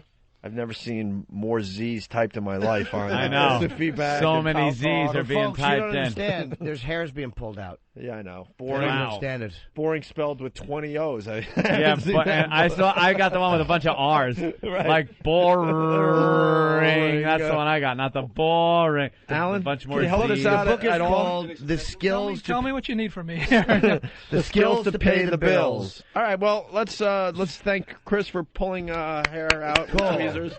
All right, and that's excellent. Now, what are you going to do? You're going to read a library book? Yeah, absolutely. Slowly. All right. This is an amazing climax before the big break. Unbelievable. Yeah, this is what you get to take with you for a week. know. When you're, Wow, the Pal Talk people are just really enjoying the video from this. These are the same people that got to watch someone taser their asshole. Right. Gentlemen. Oh, look how dirty her feet are, though. All right, that's disgusting. Get that camera right on Right, there. hold Could we on. please get the maximum amount of disgust? Wait, who's aiming the camera? Yeah, come on. Someone aim the Pal Talk What we got? camera before I slap your faces. Just get it right up there. All right. Very good. Than Get a is nice close-up. directing. All right, this is courtesy of Bodog.net. trip to the NCAA basketball game in Indianapolis, courtesy of Bodog. What do you paint your toes with, a flamethrower? Oh, cadaver foot. All right, this is Rob from Have a Jackson, tag New hanging Jersey. from it. Horrible feet. God. And Rob is now sucking on Stalker Patty's big toe. I don't know. I think you're going to have to work it a little more than that for the trip, Rob. A little more than... How's that feel? Deep throating Stalker Patty's big toe. Oh, Pal Talk is riveting. Okay, keep going. We got him winning, all right? We got him winning. No, keep going. Keep going. Keep going. I don't hurt her foot. I don't know. I don't know if this is enough. That hurts. You might want to lick the bottom of her foot that is pretty much brown. There you go. Chew off one of the corns. Keep going, Rob. I'm not really sure. I want to thank Alan Light for stopping by. The Skills, the Pay, the Bills, the story of the Beastie Boys. It's a book I'm going to definitely read. Oh, God. Rob from Jackson, New Jersey. He's doing it for the love of it now. Lick the hammer part. Lick the hammer. Yeah, keep licking and sucking. I don't know, the grand finale, Rob. What do you think? Throw as many toes in your mouth as possible. Yeah, get the whole foot in your mouth. It doesn't hurt. Yes, it does hurt. I can't balance It it. hurts us. Shut up. It hurts us. Trust me. Oh. He's going. Well, that's not up to you. What do you guys think? Chris ripping hair out of him with the tweezers, or Rob from Jackson, New Jersey, sucking on Patty's toes? I need 5 crickets seconds. on my sound. 5 seconds. Tweezers. Let's give him the tweezers. Foot gets it. Both dogs on net.